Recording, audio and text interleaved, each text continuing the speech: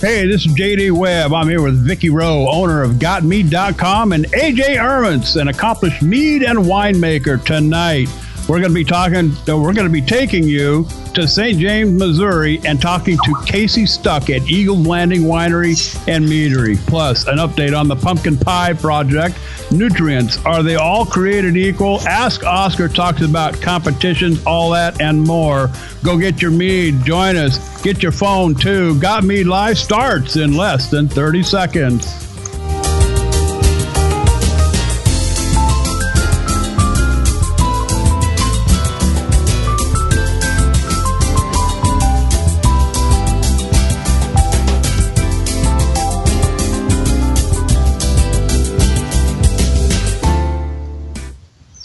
You know, I really need to learn to put my other glasses on when we go live. That way everything will be right there.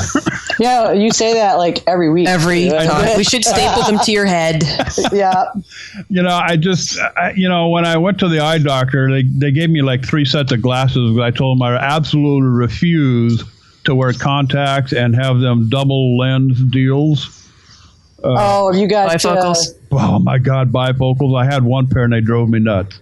You just got to get the right ones because I wear bifocals, and the contacts drove me nuts until we found the right thing, and then they were awesome. Which also let me shoot more things and actually break stuff that I wasn't able to hit before I could see it, you know? So that was really cool. Yeah. Well, this isn't about JD's eyesight. This is about GotMeadLive. And throw a shout out to Luke Dolkus tonight. A little friend of mine, he's not so little anymore. I've known this young man since he was, probably 12 years old. He lives in Portland, he and his family, Portland, Oregon, that is. And like I said, known him for a very, very, very long time. He lives on some property up in Oregon that has tons of grapevines. Was talking to him the other day about making mead. He says what they don't eat, they turn into wine. And I told him he ought to start making mead with those grapes. So a big shout out to Luke Dolkus out there in Portland, Oregon. What are we drinking tonight? I went digging in the stash and I found a bottle of Vinland Pyment from Brimminghorn Meadery, who sadly will not be able to be on the show during this series. John Talkington had to work, and he works at Dogfish Head. He's a brewing guy at Dogfish Head. Oh, yeah. Yeah, exactly. Yeah. And about 9 years ago, he and I connected up at Maryland Ren Fair, and he brought me a bag of booze. So I got like bottle of wine. I got some. How to be Vicky's best friend. It's good to be Vicky at times like that. But it was really cool. So I've had this Vinland Pyment of his stashed for years, and it was down there in the cellar, and I'm like, ooh, so I stuck it in the fridge to chill it, and it's survived rather well. It's a little oxidized. It's a teeny little bit Venus because it's grape, and it's grapes and honey, so it's a Pyment, but it's actually pretty good. It's held up well for the years, so I'm impressed. It's a nice drink, semi-sweet, beautiful red color, clear as a bell. And, I'm going to finish the bottle. Well, I know I'm not the only newbie out there. What is a Pyment again? A Pyment is a mead made with grapes. Oh, there you go. So honey, grapes, and yeast, basically. So it's grapes get their own categorization. It's not a berry melomel, or any other kind of melomel. It's a Pyment. Right. So yeah, and that's actually a fairly popular. There's probably a dozen or more meaderies that have good Pyments. My very first taste of Bee Nectar was there. They had a wildberry Pyment, which I have a tiny little bottle of that I just fell in love. When I found this, I found that, and I'm like, oh. So that's the next show. You can mix other things in it, but it has to have grape in order to be a Pyment, right? Right, but the moment you add like oak or another fruit or a spice or something like that, then it goes into the other. If you're competing, it goes into the other category, otherwise known as weirdomels. So everything that doesn't have a specific designation goes there. Well, we call it weirdomels because it's more fun that way. Well, yeah, it seems to be, all the ones that I make would probably go into the other category. Yeah, me too. Yeah, and for those of you that are going, I have no idea what she's talking about. The styles that we're talking about here are the BJCP defined styles. And you can learn more about those at BJ, B as in boy, J, C as in cat, P as in pony, bjcp.org. And they actually have a whole sheet that defines what is a Pyment, what is a Melomel, what is a Methylene, and so forth and so on for the various competition legal categories. Yeah, whatever you do, don't go to Wikipedia and look for them because you'll be there for a few days. There's literally hundreds and hundreds of them. So I should look that one up. And that entire list basically got lifted off of GM and put on Wikipedia, yeah. Okay. Well, I'm drinking this Chaucer's. I was actually cleaning out the fridge saying, okay, what mead do I have left? And it's, I've got like a swallow left on all these bottles. And there were more. Time to make room in the fridge before the wife gets mad at you. There was a little more in this Chaucer's bottle than there was in all the other ones in there. So I grabbed the Chaucer's bottle. So that's what I'm drinking tonight. AJ. Cott's cream soda because I'm on anti-inflammatories again. Oh, man. That's and I like my liver and I like my kidneys. So there you go. So I'll give my you'll catch up later, huh? I'll give my what's it called that makes insulin? I'll give that a workout tonight instead. Your liver. There you go. All right. Well, hey, welcome to GotMeadLive here on a Tuesday night. We're glad that you could all be with us here tonight. Yeah, I always start out the show talking about the patron membership, $25 a year. And if you haven't, please go get that access and help us out with actually help Vicky out with the GotMead.com website. That does go to help pay for, all of the things that you see at GotMead.com, including, some of what you listen to here on GotMeadLive. So the patron membership, check it out on GotMead.com in the forum there. The Facebook GotMead, I think everybody already knows where that is. And if you want to Twitter us during the show, you can do that at GotMeadNow. And I think Vicky's... Yep, I have the Twitter feed up and running. So, yeah, I keep an eye on it when we're in the show. It's fun jumping back and forth between the radio show overview, the Twitter feed, and my Skype feed. Yeah, so if you can't call us, tweet us. So, or Skype us. Or Skype us. Yeah. We are on Skype. However, you'd have to type in JDWeb61 and somehow we'll find you. That's how you get on Skype here at GotMeadLive. Ask Oscar. Just simply go to the GotMead.com website. If you've got a question about your mead, you're having some difficulty, you want to know something more, you don't necessarily have to be having any issue with your mead. If you just simply have a question about what you're doing or, what works with this or a recipe question, go to the Ask Oscar link. I believe it's right there under the radio show link there on GotMead.com, Vicki. Yes, it is. It's if you just put your mouse over the radio show link, you don't even have to click it. Ask Oscar will pop up. Yeah, when you go there, please fill out the information as complete as possible, without pertinent information about your recipe or your question. It's very difficult for Oscar to be able to answer that question and give you an answer at least that you could live with or not. Yeah. Here's an example. My Christmas spice mead that I made tastes funny. What's wrong? Bad question. My Christmas spice mead that I made has a strange taste, and it's kind of like this, and this. Here's the recipe and my entire brew log with everything that I noted down, including the room temperature, the fermentation temperature, the initial and ongoing gravity, the type and amount of yeast that I use, the type and amount of ingredients that I use, and every other little niggly detail, including how you held your mouth while music was playing. Good question. Okay. So we're talking detail here. I mean, seriously, the room temperature, if your room that you're making your mead in is 70 degrees, depending on the yeast that you're using, that could be your problem. And if we don't know what it was, we'll have no way of backwards engineering that. We can't get inside your head or your mead without your help. So we love to answer the questions, but if you don't put in details, we're not going to chase you down and ask you for them. We all got real jobs except JD. JD does what he wants. But the rest of us have real jobs and stay pretty busy. So we really can't chase you down to get those details. So please give them to us when you initially do it, because we really do want to answer your questions.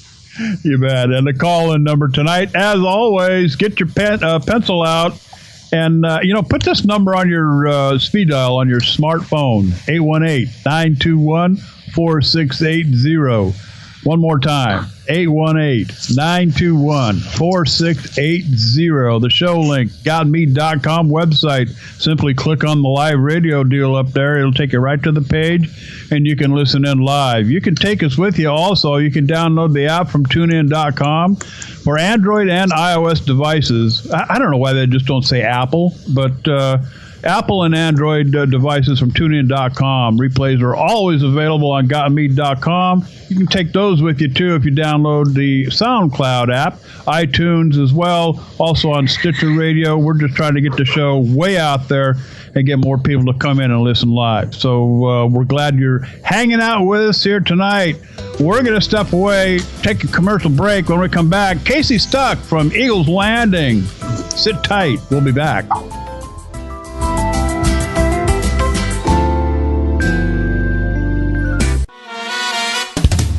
Known for the most amazing and creative alcoholic beverages made from honey, Bee Nectar is a worldwide sensation. Bee Nectar gives their fans a variety of options, from their famous Zombie Killer, a hard cider made with honey and cherries to kill all the golfers, a lightly carbonated draft mead made with black tea and lemon juice. Bee Nectar makes meads, ciders, and beers that extend beyond the traditional. They let their imaginations guide them. Learn more at BeeNectar.com. That's BeeNectar with a K.com. If you're a mead maker, you need GotMead.com. It is the absolute best and most complete resource for mead making you will ever need. The forum consists of recipes, discussion on equipment, techniques, and methods, complete with its own batch calculator. GotMead.com offers everything you need to start making mead today. And for just $25 a year, as a patron member, you'll have access to proven award-winning recipes, fermentation management, equipment discussion, and a whole lot more. GotMead.com. Sign up today. Growing up in a culture where home winemaking was a way of life, Sergio Mutella naturally began making wine himself as an adult, finding his way into brewing beer and eventually his discovery of mead. Earning numerous mead-making awards, Melovino opens its doors, becoming the first meadery in the Garden State. Featuring 20 different craft meads with amazing variety, Melovino is the fastest-growing meadery in the country. Melovino offers tastings and tours every weekend, and all of their meads are available online, shipping to 22 states across the country. Go to Melovino.com and book your tour and tasting today. Located at 2933 Vauxhall Road near the rear of the Milburn Mall in Vauxhall, New Jersey. Melovino.com. Hey, this is J.D. Webb from GotMeadLive. You know, it's all about the mead here at GotMead, and I have to tell you, I am in love with Fling from Moonlight Meadery. The way they balance the tartness from the rhubarb against the semi-sweet strawberry and orange blossom honey is just amazing. Do yourself a favor. Go buy some Moonlight Meadery meads now. Visit them at their online store at moonlightmeadery.com/store or ask for it where you shop. Demand it where you shop. Ask for Moonlight Meadery mead. And we are back live here on GotMeadLive. And tonight, ladies, all the way from, I believe it's St. James, Missouri, Vicki, if I read the notes correct, Casey Stuck joins us. Yeah. Casey, you're actually in two places, aren't you? Yeah, we're two places, but we're only about 5 miles apart. Oh, that's cool. Oh, that's cool. Excellent. Well, welcome to the show, Casey. Yeah, thanks for having me. So you were telling me that you guys opened up about 8 months ago? Well, our store actually opened about 3 months ago. Our winery just opened. Oh, okay. Okay, cool. So you guys are just this side of the line. That's pretty neat. Yeah. So what was your defining moment? You know, I mean, like the finding mead moment. When and where did you stumble over it? Well, mostly it started when I was in high school, just reading through different literature. And then after Eric, my business partner, he turned 21, he actually bought me my first bottle of mead, and it was from Redstone Meadery in Colorado. Okay. But ever since then, I'd always been interested. And then a few years later, we actually started making it at home, and now here we are. Cool. How long was it between tasting that Redstone and like making the decision to actually go pro and start doing it, to start, the process? That was probably 5 years ago. So not very long. Okay, cool. Well, that's really neat. So you said you were doing a wine too in the emails that we were flipping back and forth. Are you doing both wine and mead at your place? Okay. Tell us a little bit about that. Well, mainly Eric specializes in the grape wines, and I specialize in the mead side. So we have kind of that split partnership thing. Okay. Now, are you guys going to be doing a Pyment? We will. Just in kind of home experiments, we've done a Riesling Orange Blossom Pyment. Oh, my God. It came out fantastic. Okay, yeah. Well, when that goes into bottles, I want one. Maybe more than one. Okay, because I adore Rieslings, and I really love Orange Blossom Honey. So I want to taste that one. I felt like a perfect match there. Oh, yeah. That'll work. That'll work really nice. It'll be interesting to see how it comes out. So where in Missouri are you guys, geographically speaking? Geographically, we're just off center. We're about an hour and a half southwest of St. Louis. Oh, okay. Hour and a half. Okay, same stuff. Okay, cool. So you're like halfway between St. Louis and where my grandmother used to live in Girard, which is like a little pimple on the map of Kansas thing. Right, yeah. Yeah, my mother has family in Girard, so yeah, we're somewhere in there. Oh, you know where? Oh my God, you know where it is. Hardly anybody ever does. It's like my hometown. People are like, where? So to hear somebody recognize it, yeah, my grandmother lived there a good chunk of her life, and my mom grew up there. So it's I've been there twice. Once when I was a kid, and then once for my grandmother's funeral. So no, 3 times, because I also went for her 80th birthday, then her funeral. Yeah. But yeah, I've got family down there still, not in Girard, but my uncle lives in Overland Park. Oh, very nice. I used to work there. Oh, okay.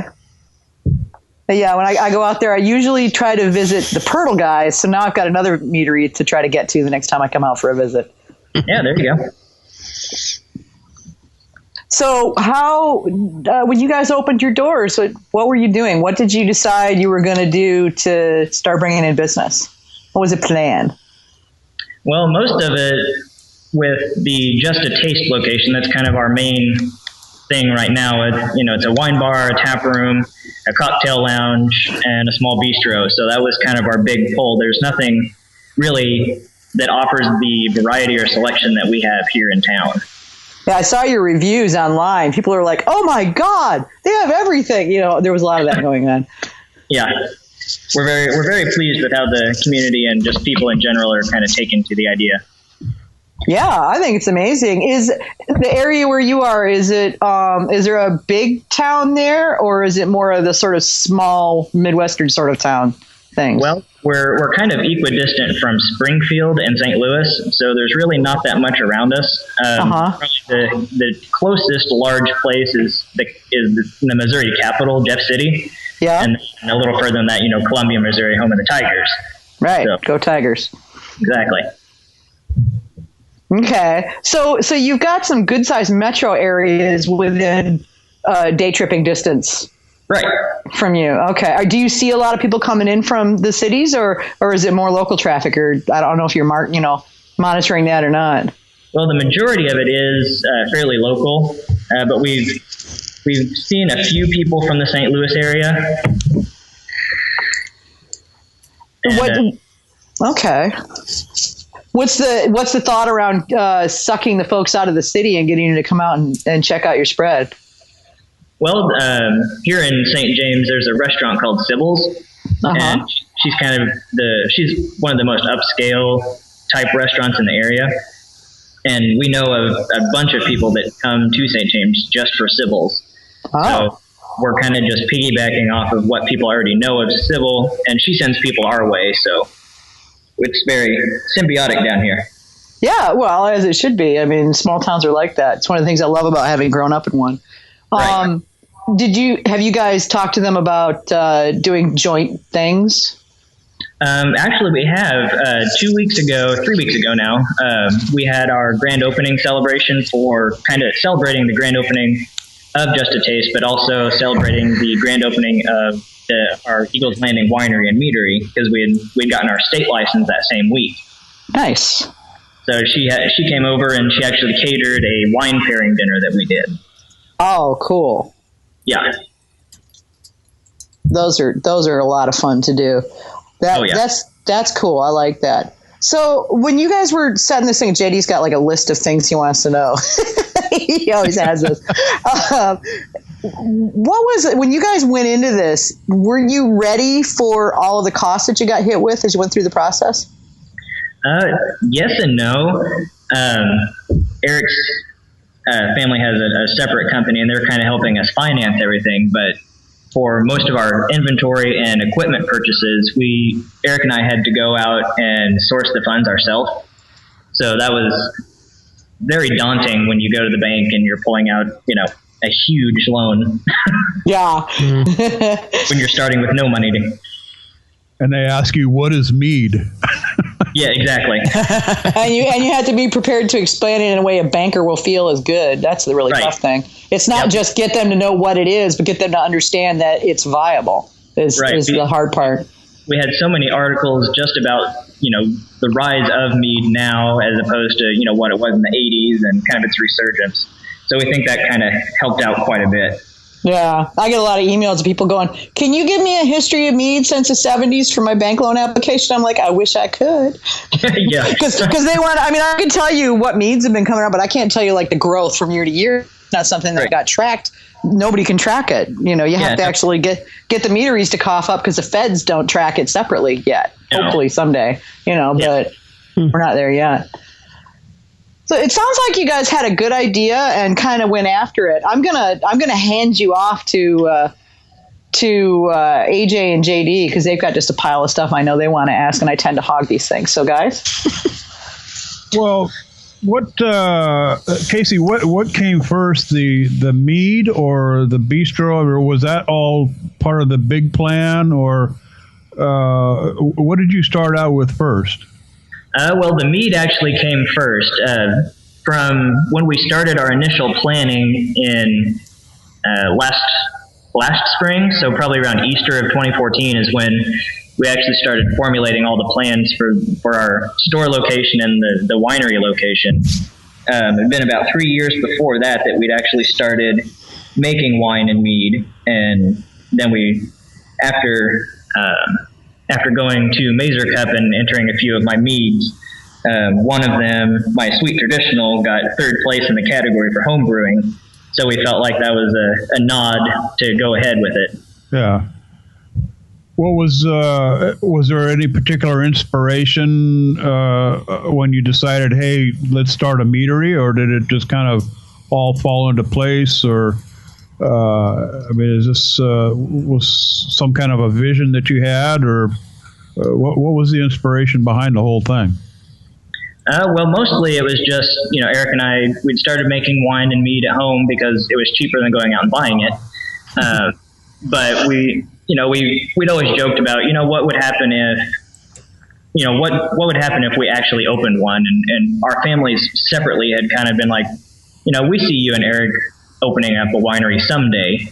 And when we finally told everybody that we were going to do it, they're like, why? You're so young. Why would you take all this on? That's kind of like a retirement. Oh. Dude. I was like, we're just going for it. What better time than now? What were you doing before you decided to open a meadery? That's where it gets complicated. Eric had been studying music and was getting ready to go to grad school and was teaching music. And I was working in a pathology lab dissecting body parts. Right, I'm just lab technique, at least. I'm just going to jump in here and go, ew. Go on. You're not alone. Come on, we make stuff out of yeast farts. Right. If he comes up with a mead called Rotten Corpse Piment, I'm not drinking it. I'm just saying. Oh, come on. That definitely goes in the weird Mel category. Bloody eyeball melomel or something. I don't know. Oh, God. And That's a good Halloween episode, right? Yeah, well, and continue the ridiculous sidebar, Casey. Go ahead and enter that in the Mazer Cup as a Weird Mel, and I'll see if I can get on that table, and then I'll record it, and you'll hear the people going, "Well, I just can't smell the rotting body parts." I'm going to knock him 12 points because the ode to gangrene just is not coming out in this. Oh, brother. All right, I'm done. I'm sorry. Go ahead, AJ. I was just wondering, have you settled on any favorite ingredients yet? Like a favorite yeast or, fruits that you always use, that type of thing? One of my favorite ones is actually just using oranges and lemons. I think it makes for a very nice dry melomel using K1V and EC1 1118 I've used before. That's one of my favorite ones, and especially if you get a little oak on it, becomes a lot more. There's a lot more character to it. Cool. What was your biggest difficulty, Casey, in opening up the meadery? Probably just the amount of paperwork. Filing things with the federal government, getting those back, filing with the state, and then even now trying to get formulas approved. I mean, that's taking the longest part so far. Yeah. It was the hardest part of the whole process was probably getting the federal government and the state government to kind of talk about our setup, because we found out in talking with our state agent that the way we have things set up, we have a non-contiguous premises license through the federal government, because we have one area where we're doing the mead production, and then outside of town is where we do the grape wine production. And that was okayed by the federal government, but then the state government wasn't quite sure what they were supposed to do with that, because according to them, they haven't done anything like that for at least 20 years. What we've talked to other meaderies, and there seems to be this issue with the federal government. Of course, understanding the fact that mead is something new in the alcohol market, I guess you'd call it. What was it like working with the federal government? I mean, do they know what mead is now, or how did you find that experience? Well, I'm not too sure about, kind of the whole process with them. Eric was doing a lot of the paperwork for that. I was just kind of supplementing, kind of where I could. But just in trying to explain what we were going to do, that was probably the hardest part. And I mean, I've just, within the last month, I'd submitted my first formulas, so I haven't heard anything back from those yet. Yeah. But that'll be an interesting process explaining to them, what mead is and why we want to do it the way we are. So, if you had it to do all over again, would you do it again? Oh yes, of course. Awesome. Go ahead, AJ. So, I was curious how you come up with your mead recipes. Are you more methodical in going after a certain taste you've got in mind, or a little more random, trying stuff and going with what works? Well, generally, we like to say that Eric is the art and I'm the science behind everything. But when I'm going into mead, I do take, quite meticulous notes just to kind of see the progress of things. But in recipe formulation, I've only been really a stickler about it one time. One of the recent batches we did, we got a bunch of different fruit juices. We got cranberry, dark and sweet cherry, and blueberry. And we played around for about 2 hours with different ratios of juices. So that's probably the most in-depth I'd ever been. And most of the other ones, I was just putting stuff together because I thought it would be good. So pretty much the same way a lot of the rest of us still do it. Pretty much. In a lot of ways, especially for the smaller meaderies and the newer smaller meaderies, are, you work with what you know and what's worked for you in the past. So right. As long as you can get the recipes approved and the labels approved, it's all good. Right. I mean, the ideas come from wherever they come from. Yeah, I mean, once you guys have been in business 4 or 5 years, you'll find a pattern that's occurring, and you'll start settling on some of your core meads that are real income producers, and that'll be the ones that fund your growth. Right. But that takes time. You can't know what that's going to be until you've been around a while and got statistics to work with. So, I've always thought that when you guys open up, a lot of times it's a little bit like throwing spaghetti against the wall and seeing what sticks. Because I've seen meadery start out with what sounded like a really awesome mead was a total flop in the market. For whatever reason. And, and there's so many different things that play into that. Your location, where your business is coming from, how you're marketing it, and what they expect to hear. There's just all these different things. So getting that fine tuned takes time. Right. Yeah. And it's frustrating, but it's what it is. Every business in pretty much every field goes through that to a certain extent. Products more than services, but still. Yeah, definitely. It'll be quite the adventure to see what actually takes off here in our area. Because there's, a lot of the local wineries will do, lots of sweet wines to kind of appeal to the masses, I would say. But I mean, there's a certain kind of core group of people that is looking for something that's not just regular Missouri wine. Yeah.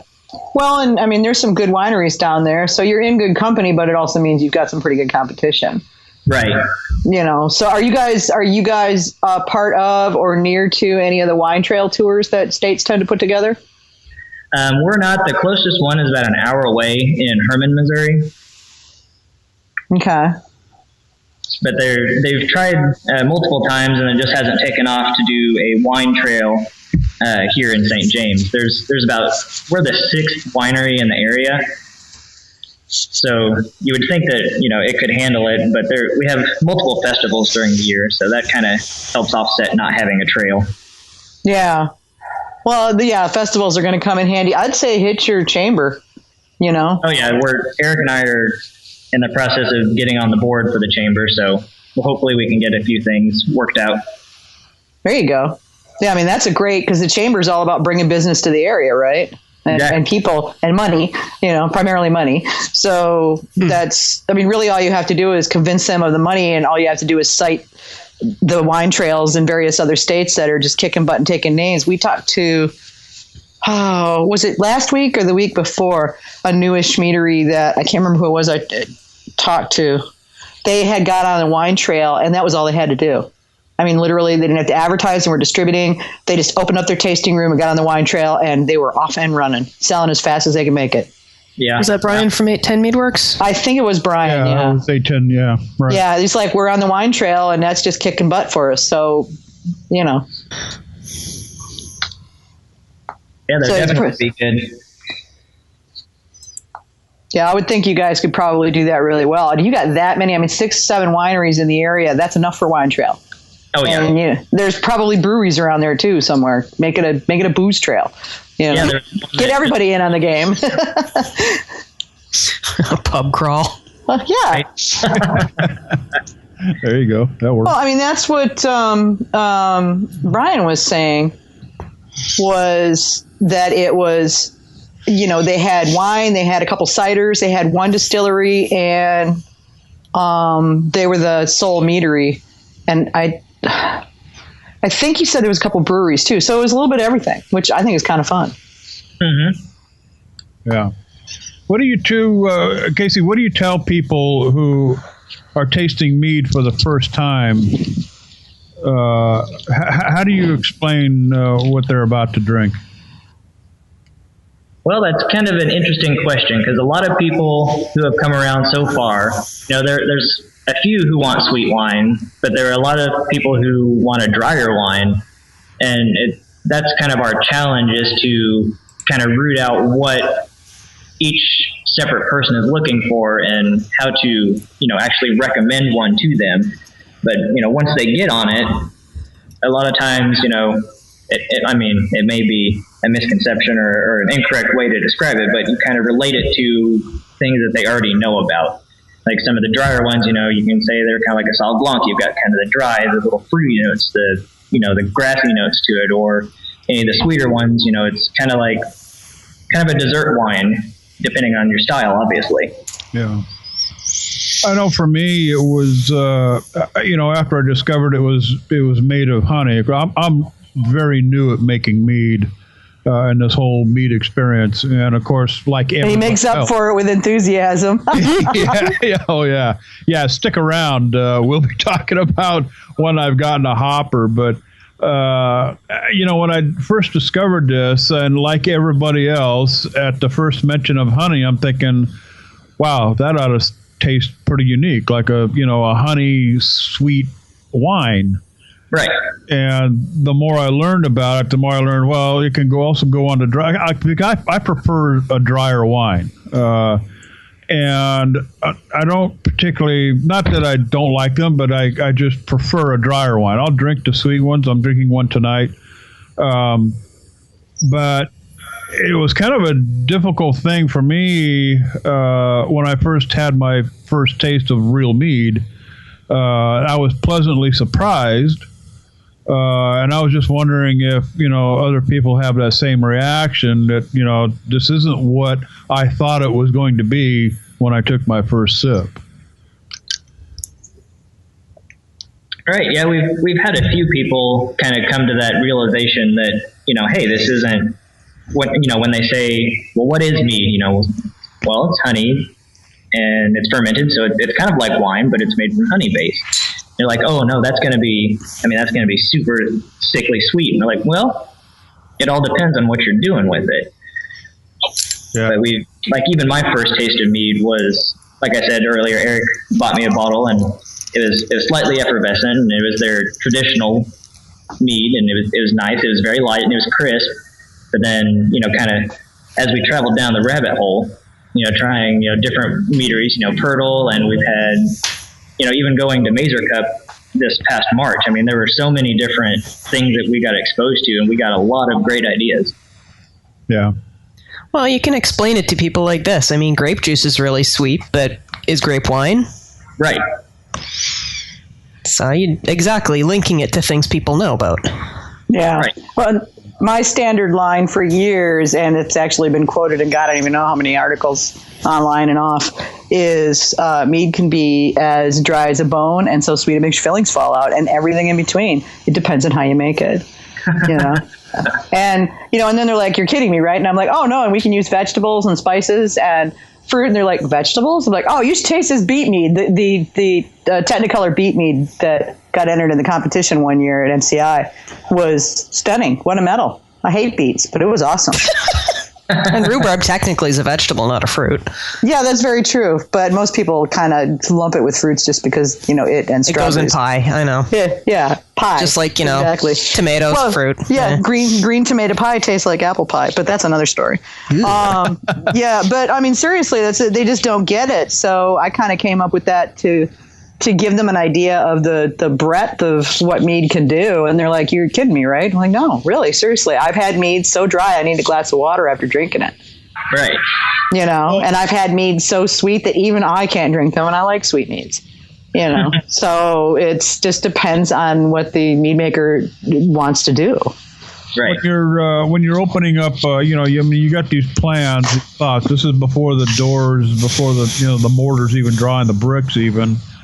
Are you concerned about that at all? Mead being such a new alcoholic beverage, not a lot of people have know what it is or had the opportunity to taste it. Is there any kind of fear is probably too strong of a word, but any anticipation of gee, what if people won't like this? Or did you think about that at all when you were putting your plans together?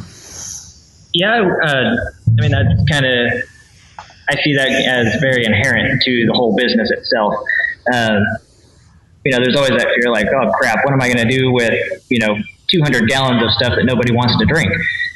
But kind of we worried about that, but we're confident that, since it is so new, it's kind of in the same shoes that, craft beer was about 10 years ago, or, where ciders were just a couple years ago. I mean, nobody hardly had a cider, but now it seems like every brewery is turning out 2 or 3 different kinds of cider. So we kind of think like with how mead is coming back around, we're really kind of on the cusp of it. Yeah. Yeah. Interesting. Is there any one particular thing that you would want someone to know about opening up a meadery? Yeah, give the noobs the benefit of your experience, man. Right. Have a good lawyer. That'd be nice. Good advice. I'm writing that one down. Yeah. Well, it's true. I mean, you're dealing with the TTB, and you can ask 3 TTB people the same exact question and get 3 completely different answers. Right. Yeah. Another thing of advice would be, go on to the TTB and read through, the FAQ that they put out recently. I mean, that'll be the biggest help to anybody who's trying to start anything, because we asked our own, state office questions based on what we had read on the federal site, and they had to even go back and look at their own paperwork. So, and yeah, you have to do that. When I applied for a trademark for GotMead, they tried to tell me that GotMead was too close to GotMilk, and so therefore they refused to register it. So I went into their database and I said, okay, so when are you planning on revoking Got beer, Got wine, Got soap, Got this, Got that? There was like 26 other Got somethings already approved. And I emailed it to the examiner and I said, look, not trying to be a smartass here, but precedent states that I am not too close. Right. Based on what you've already done. So I'd like to know your decision regarding this. And 2 weeks later, I got approved. Yeah. Be nice. Don't go in as an asshole. Assholes don't get help. Yeah, no, that's not going to help anything. Exactly. You obviously have already figured that out, but you'd be surprised how many people lose their temper, and that's you lose the moment you do. What about on the local level, Casey? Dealing with local alcohol licensing, that kind of thing. Was there any difficulty there? Not really. I mean, the only problem we had was with our, separate premises. That was about the only hiccup we had with the state government. Locally, we basically have no alcohol laws here. Oh, wow. That's nice. I'm moving to Missouri. There you go. We're very. I might have to too. Go ahead, Casey. I didn't mean to cut you off. Oh no, we're just very. It seems like we're a little more forgiving after Prohibition came around. Yeah. But a lot of the stuff they've got, it's still, post-prohibition or pre-prohibition laws that they haven't gone back and revised. Yeah. So what's long term? You guys looking at making equal parts mead and wine, or play it by ear? What's the deal? Well, this first year we're looking at making, I think we looked at about 1,400 gallons total production. Okay. We've got roughly 800 going right now, so it's slightly wine heavy. But I think once I can get formulas approved, that'll edge closer to even in the following years. And hopefully, we've talked about it, and we think that the mead will actually be kind of more of a money maker for us, since the area is so saturated with wine. Yeah. I would say Missouri's a lot like Michigan, and beginning to be like that here in North Carolina. You can't swing a cat without hitting a winery. They're everywhere. Right. I mean, there are more wineries than there are Starbucks, and that's saying something. Yeah, that's. Even in Seattle, there's more wineries than there are Starbucks, and that's really saying something. Wow. What kind of honey is available down there in Missouri, Casey? You working with any apiaries, or do you have any difficulty obtaining your honey? Well, we haven't gone out and purchased any of our fermentables yet. I've talked to a couple commercial apiaries in the state, but a lot of them have, clover and wildflower honeys. But there are a few smaller operations that there's a little bit of black locust, but there's really not a whole lot on a commercial scale out here. Speaking with some of the local beekeepers and kind of joining their organizations will probably help. There are a few small producers in our area, so it'd be nice to get some of that local honey and, kind of see what other, what kind of nuances come out of those. Yeah, you could maybe do a cottage batch, Right.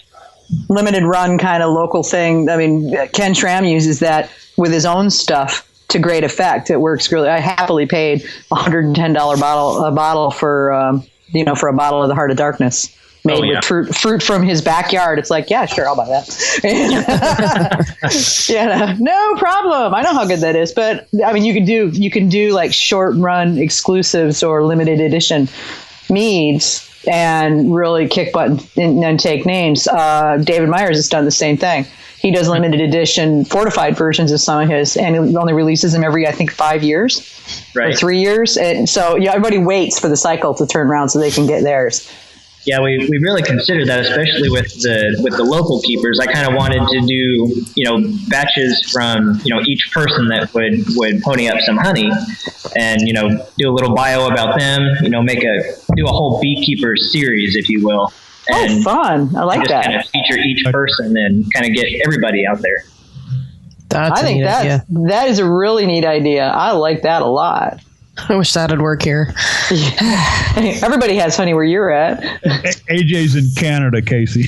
Yeah, if I want to open a meadery, I have to be running 100 hives myself, and I'm not allowed to make anything off property of where I process the honey. So, wow, that's you can't open the entire country of Canada. You have to have the honey before you can have the meadery.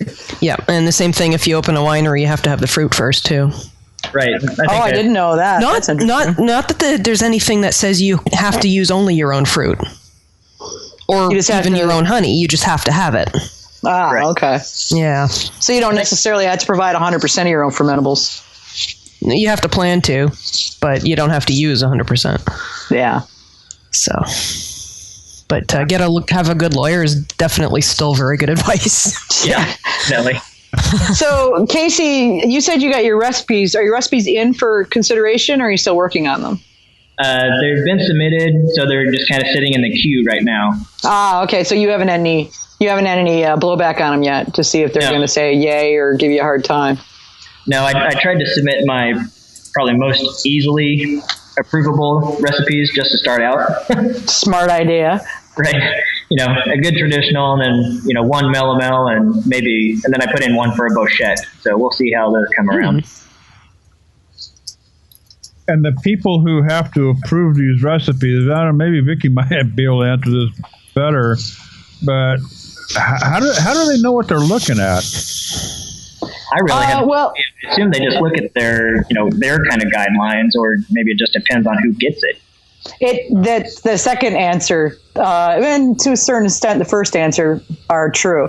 What's the problem is that mead does not have its own designation. So wine is the overall definition, and under that they have there's country wines. Okay, those would be like your raspberry wines or blueberry wines that don't have grapes. So wine, but without grapes. And so for a while they were trying to sort of put us in with country wines, but honey wasn't a designated fermentable, so it kept getting kicked back. And then once we got them understanding that honey is a fermentable and shouldn't be kicked back as an agricultural product, just like blueberries, strawberries, raspberries, whatever, they were like, okay, we'll go with that. And then, we started submitting things like with grape and honey. And they're like, well, wait. Now you're crossing the line into wine. So it was really confusing for them because they didn't have guidelines around what this is. Right. And the AMMA, I want to say last year, or maybe it was the year before, got not a law change, but a clarification statement placed into the guidelines for the TTB people to use. So it doesn't change any laws, but it basically clarifies what is mead. And it took a while for that to happen. So now that you're, enjoying the benefit, or hopefully will be enjoying the benefits of that, Casey, but it basically outlined that mead is a wine made with at least 50% honey as the fermentable, plus things such as fruit, spices, So they were able to clarify that, so you can actually point them to it if they come back. I don't know what you're talking about with this mead thing, but no, I'm not going to approve this. Right. And you say, well, there is a resolution regarding this. If I may, here's the link to it. And, I'd appreciate it if you take a look at that and get back with me. I'd really, that'd be great. So, I mean, yeah, you're going to get the guys that are just kind of dicks anyway. Some of them just are. Just like in any other profession, you're going to get the guys who are just in crappy moods because they have a hangover and their football team lost last night. It's just like border guards. Exactly. You catch them on a bad day, it really doesn't matter. Have you had to deal with anything like that at all, Casey? Or maybe not yet? Or no, we haven't had any of that yet. Yeah. Well, it'd be interesting to. Because meat is so new, and Vicki, I appreciate your explanation, and I understand. The government. They have no idea what it is either. So somewhere along the line, they have to become educated somehow. And maybe it's these guys like Casey and Eric and these new meaderies. Maybe it's become their job now, kind of, sort of, to help educate the federal government on this whole mead thing. Well, the more people like Casey and all these new meaderies that are coming up the line do this, the more TTB people will become aware, for sure. They can't help it, but eventually will penetrate. But and Casey, if you're not already a member of the AMMA, you should be, because they're the ones they've got people who've been in the business since the beginning of the industry, more or less, who are out there really trying to shake the trees and change some rules. So it's a good place to be, because you kind of not only to get a heads up on what they're up to, but you can ask people like, say, Mike Fall or Michael Fairbrother, who have already dealt with all the hoo-ha. Brad, Ed B. Nectar. These guys have put through hundreds of recipe approvals, and they probably run into like every single possible thing that can come up, so they can, help you find your way around stuff that you might not be aware of. Right. Yeah. Yeah. So I know I saw Mike Fall totally blow somebody just blow somebody away who was just frustrated. Everything is getting kicked back. And Mike said, oh, well, if you just put the word mead on this here line and then send it back, tell me what happens. They did, and came back like a week later and said, oh my God, every single one got approved. The hell? It was like, it was like one word on one line, and that was all you had to do. But you wouldn't know, because they don't put explanations in there. They figure you're supposed to know this stuff. Right. They want to make you guess. Yeah. Well, they assume that you know what you're doing. You come in with knowledge. And that, even the wineries have problems. Casey, I imagine your friend probably had a little fun with some of his recipes. Well, as far as we know, wines don't have to have a formula. Oh, they don't? Oh, I didn't know that. No, because you're not adding anything to it. It's a recognized fermentable. So it's labeled. They just have to get their labels approved then. Right. Yeah, they just have to go through the COLA process. I gotcha. Okay. Yeah, that'll be the next fun step. Oh yeah. What's the long term, Casey? Let's talk 5 years and then 10 years.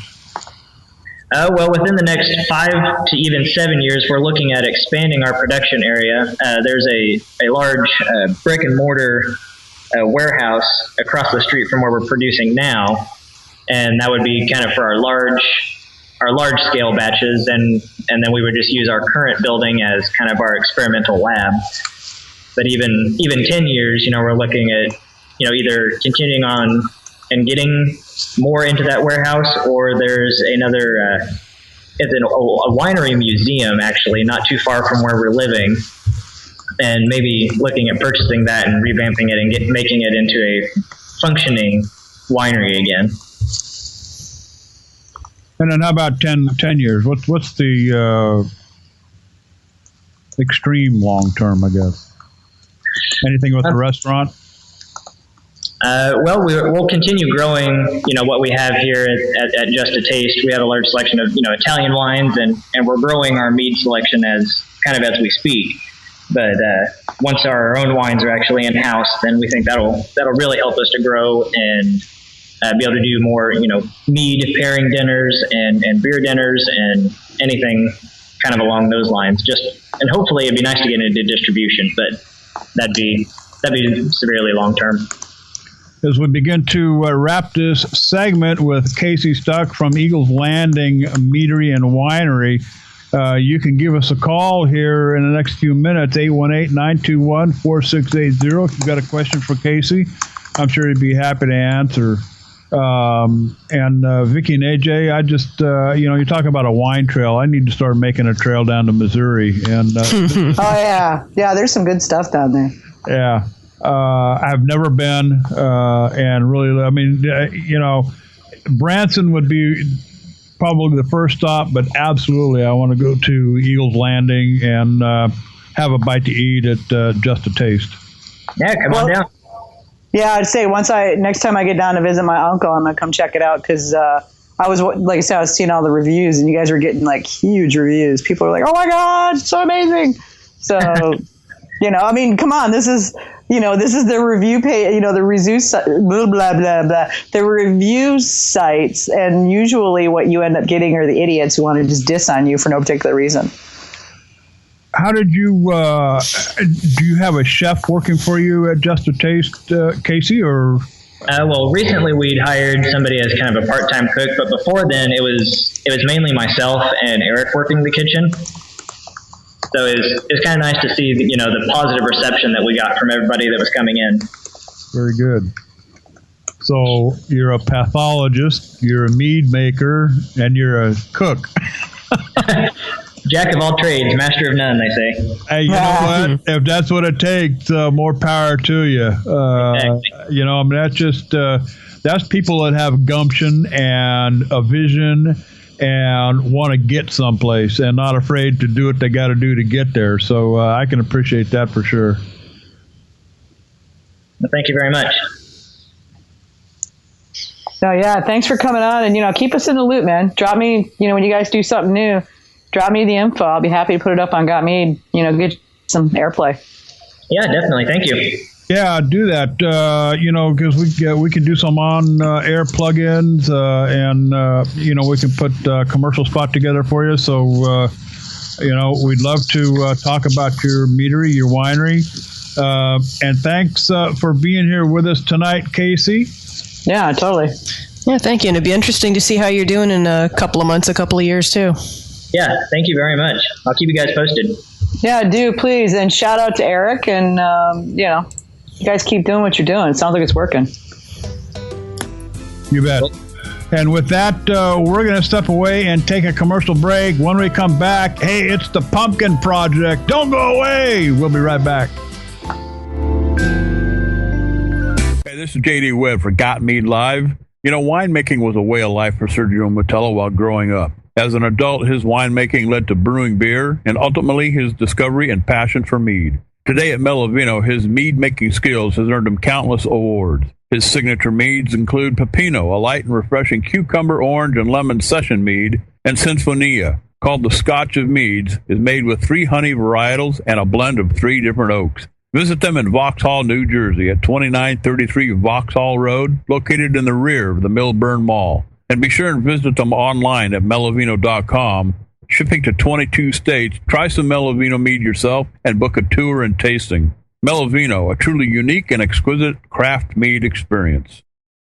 Besides being the county seat of Cass County, it's also the home of Prairie Rose Meadery, the only meadery in North Dakota. Owned and operated by Susan and Bob Rood, they produce 5 amazing meads with a 6th on the way, all available in their tasting room. From bees to bottles, the Prairie Rose Tasting Room is located at 3101 39th Street South, Suite E in Fargo, North Dakota, and features their award-winning traditional and blackberry meads. Other amazing flavors available include ginger, mint, cherry, and an upcoming star anise mead. Tasting room hours are Thursday through Friday, 5 to 10 p.m., Saturday from 11 a.m. to 11 p.m., and Sunday from noon to 6 p.m. Make Prairie Rose Meadery a must-do when you're in Fargo, North Dakota. Visit them online at prairierosemeadery.com or stop by at 3101 39th Street South, Suite E in Fargo, North Dakota. Prairie Rose Meadery, a delightful mead experience. Schramm's Mead crafts some of the most coveted meads available in the United States today.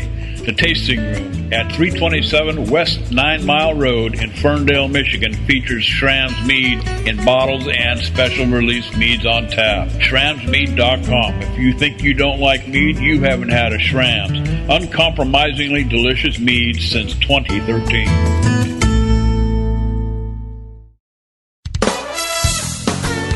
HomebrewTalk.com, your absolute everything resource for brewing beer at home. Their forum covers recipes, brewing equipment, and help from member brewers. If you picked up your equipment today, you can start brewing tonight with everything you need to know at HomebrewTalk.com. Sign up today for as little as $4 a month and become a...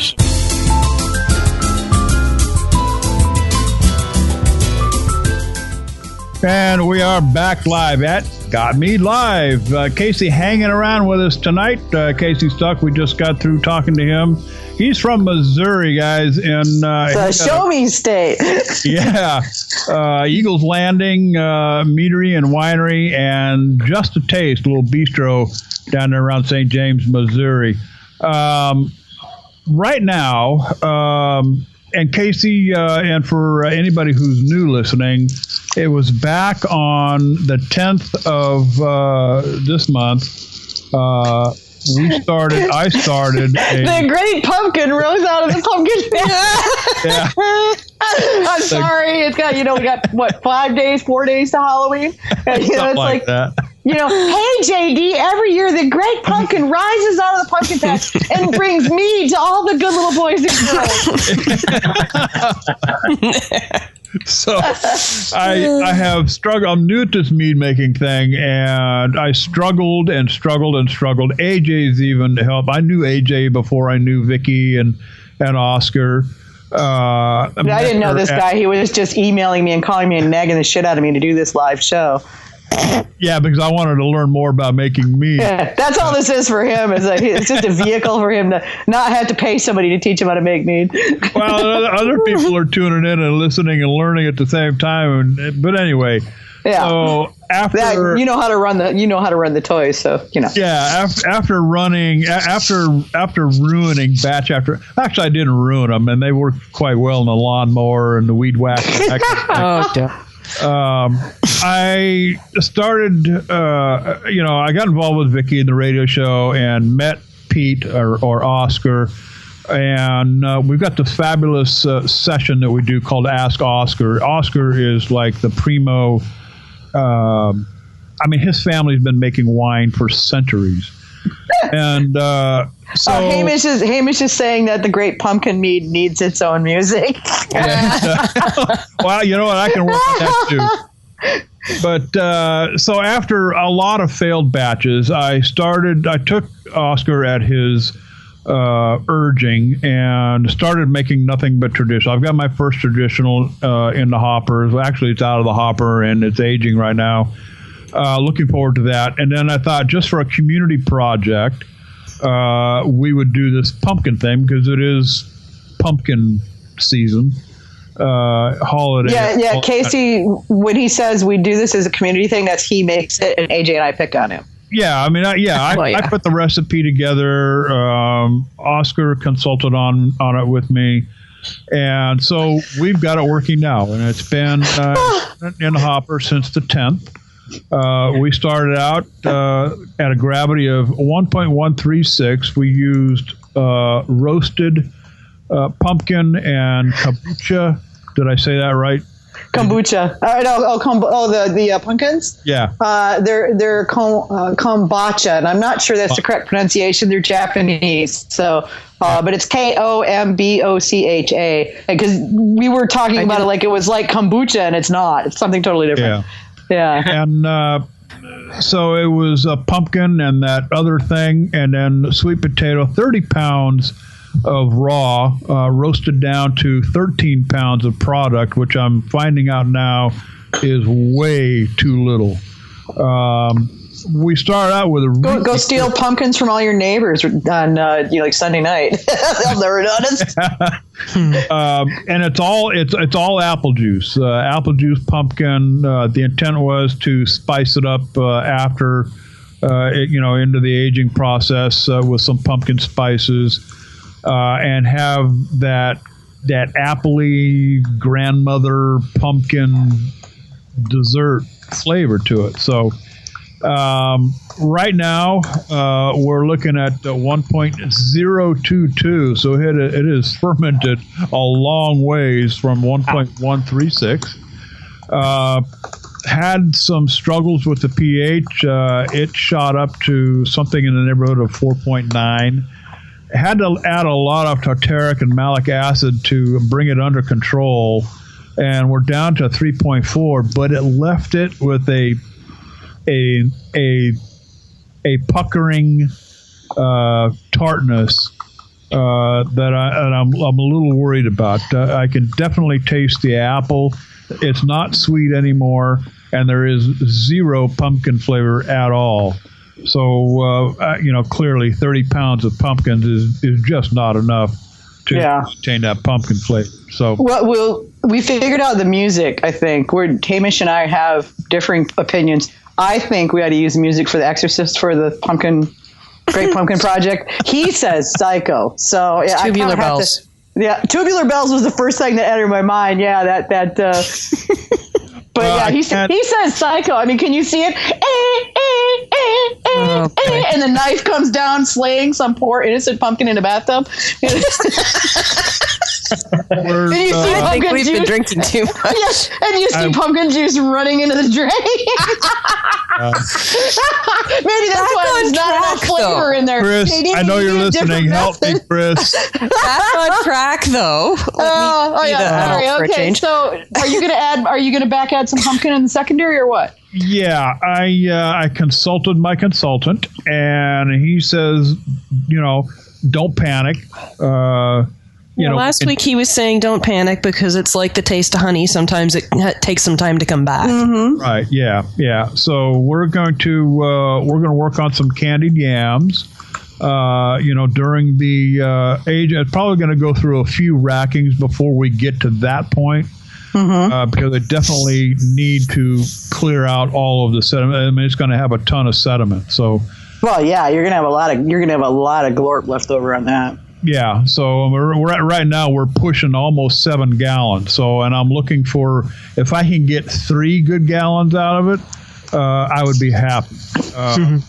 Yeah. Well, and I mean, I'm kind of with Pete on the flavor can change remarkably after it sits for a while. I mean, well, that's why I want to wait before I add anything. I want to see what it's going to do. So, perhaps 6 months, 8 months. I mean, do a second batch, side by side. You know how Pete's always saying, if you're going to make 1, make 5? Yeah, right. Yeah, do a second batch, same recipe, only double the fermentables, not the honey, the pumpkin. The pumpkin, yeah. Yeah, and see where that gets you. I wonder if you could even ferment in the pumpkin. Yeah, you can. There are actually recipes for that. There's at least 2 of them on GotMead in the forum. But yeah, that's because you have to dip the pumpkin in wax, otherwise it glorps out and starts dripping. Yeah, you can do it, and you can actually make a pretty good mead that way. A lot of people kind of go, but somebody did it, and the problem is it depends on the pumpkin, the age of the pumpkin, the type of the pumpkin. Sometimes it's awesome, sometimes it's really horrible. So good pie pumpkins are very small. They're not these ginormous ones. Yeah. Chris is on the line from Mississippi. Of course he is. Chris, hi Chris. Have you come to save him from himself? I came to rescue him. He's having as hard a time as I've had for the last few days. Oh yeah. It's been terrible around here. My wife says, she goes, the plumbing is leaking under the vanity. You need to call the plumber. So I said, I'll go in and look at it, and I go, well, plumber my ass, I can fix this. Uh-oh. Well, I got it fixed, but now every time I turn on the light, the toilet flushes. I don't know what the hell. So then I'm cleaning up. I'm cleaning up in there. I accidentally dropped the Viagra in the toilet, and now the seat won't go down. It's been a hell of a few days around here. And they're accusing me of drinking. Okay, that's hilarious. Yeah, you plum people, Chris. I don't know. I mean, it's a little different than the bathroom. I'm going. I'm going with the theme deliverance for the theme. Yeah, the dueling banjos. Oh, yeah. If directions to your house include when you hear the banjos turn right, you might be ready. The only ladies and Chris, the only drawback to playing that kind of music, I can play music, but I cannot play copyrighted music. Yeah, we know. Big trouble. We can dream. But I'll record you something. I grew up playing the banjo. I was going to say, yeah, Chris, you want to get us some banjo music we can use when we get into the weeds? Yeah. Yeah, we can do that. I'm in the heart of banjo country. There you go. That could also be my theme music because I do live in the weeds, There'll be 4 dogs that die if my porch collapses. There's an old truck that doesn't run in the yard that you find when you mow the grass. And you have to turn off the paved road to get to my house. Yeah, that's right. I got a question for JD. Would love me. Yeah. Why did you add the acid for any purpose other than flavor? Because the pH went up to 4.9 and I panicked, and I knew from working with my traditional, Oscar had me add the malic and tartaric. He said stay away from citrus, which I did. So, I'm thinking I did everything right. I brought it down to 3.4 or 3.5, where it's supposed to be. So, but like now, here again, now the apple, I mean, we used fresh pressed apple juice, which has a tart taste to it anyway. So part of that tartness, I'm sure, is coming from the apples. But I think the rest of it is coming from, it took 308 grams of acid to bring it under control. I'll throw my 2 cents in, and Vicky can correct me, AJ, or Pete, or whoever, if they think I'm wrong about this. But the way I approach that, you've got your acid additions, which will bring the pH down. You've got your carbonates, which will bring the pH up if it's too low. Right. I will always add the carbonates to bring it up into the safe range. I will not add acids to bring it down into a range. I add acids for flavor if need be. That's my take on it. So that may not be how everyone else does it. That's how I'm a lot more concerned about keeping the pH up into the normal range than I am keeping it down into the normal range. Exactly. Because so I adjust upwards. Honey's its own acidity, and also fermentation causes acidity. Now, I was curious, JD, at what point with your traditional, did Oscar tell you to add acidity to it? While it was fermenting, or was it afterwards? No. While it was fermenting. Okay. Yeah. Mm-hmm.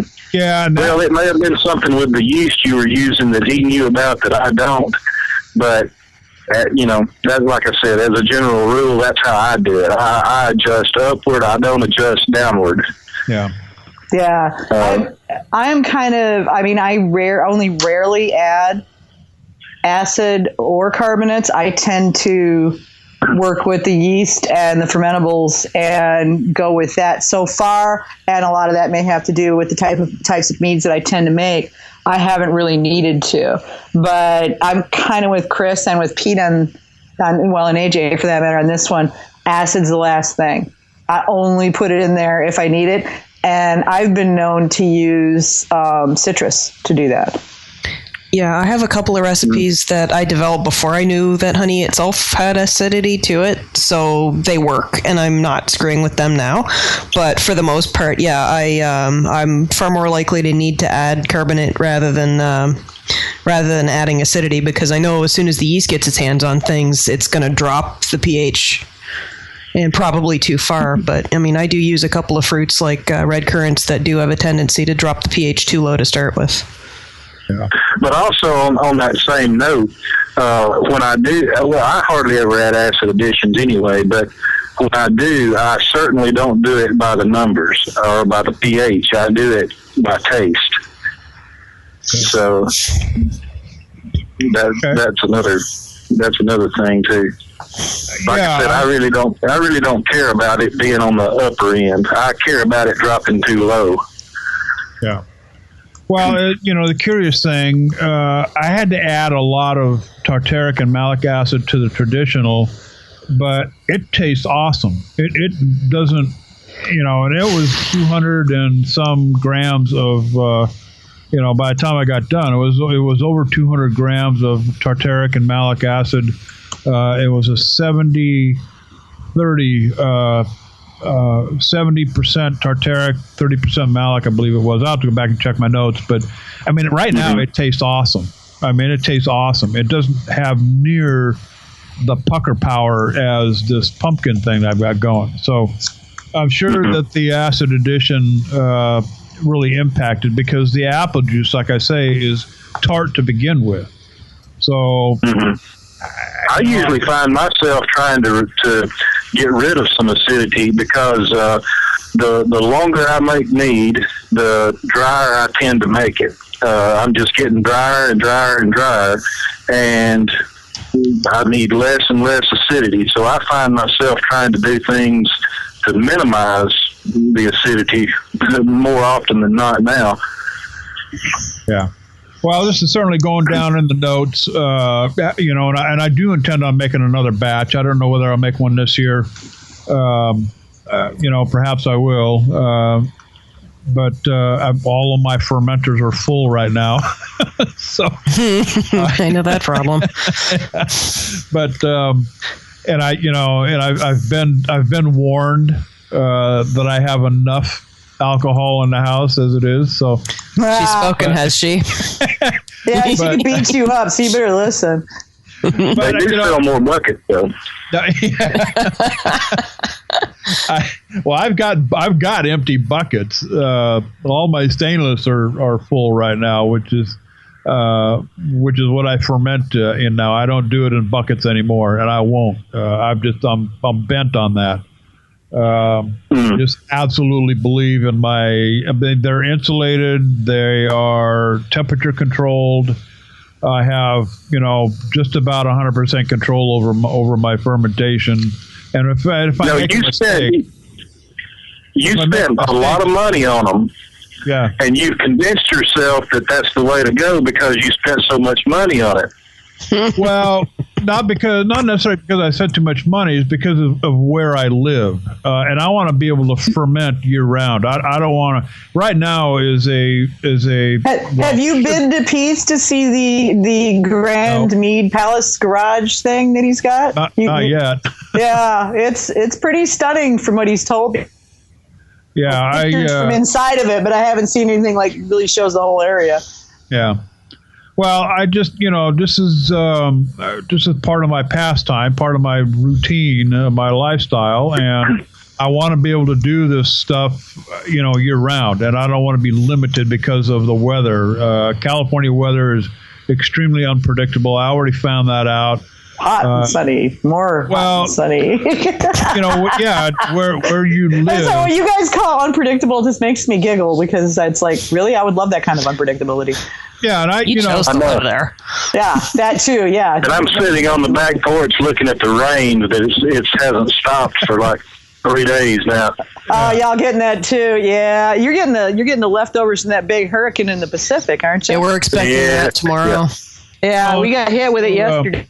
It's been raining for 2 days. For new people who are starting out, this is, my thing is the temperature control. And for me, if I were to tell anybody new starting out, I would say, start with your temperature control first and get that under control.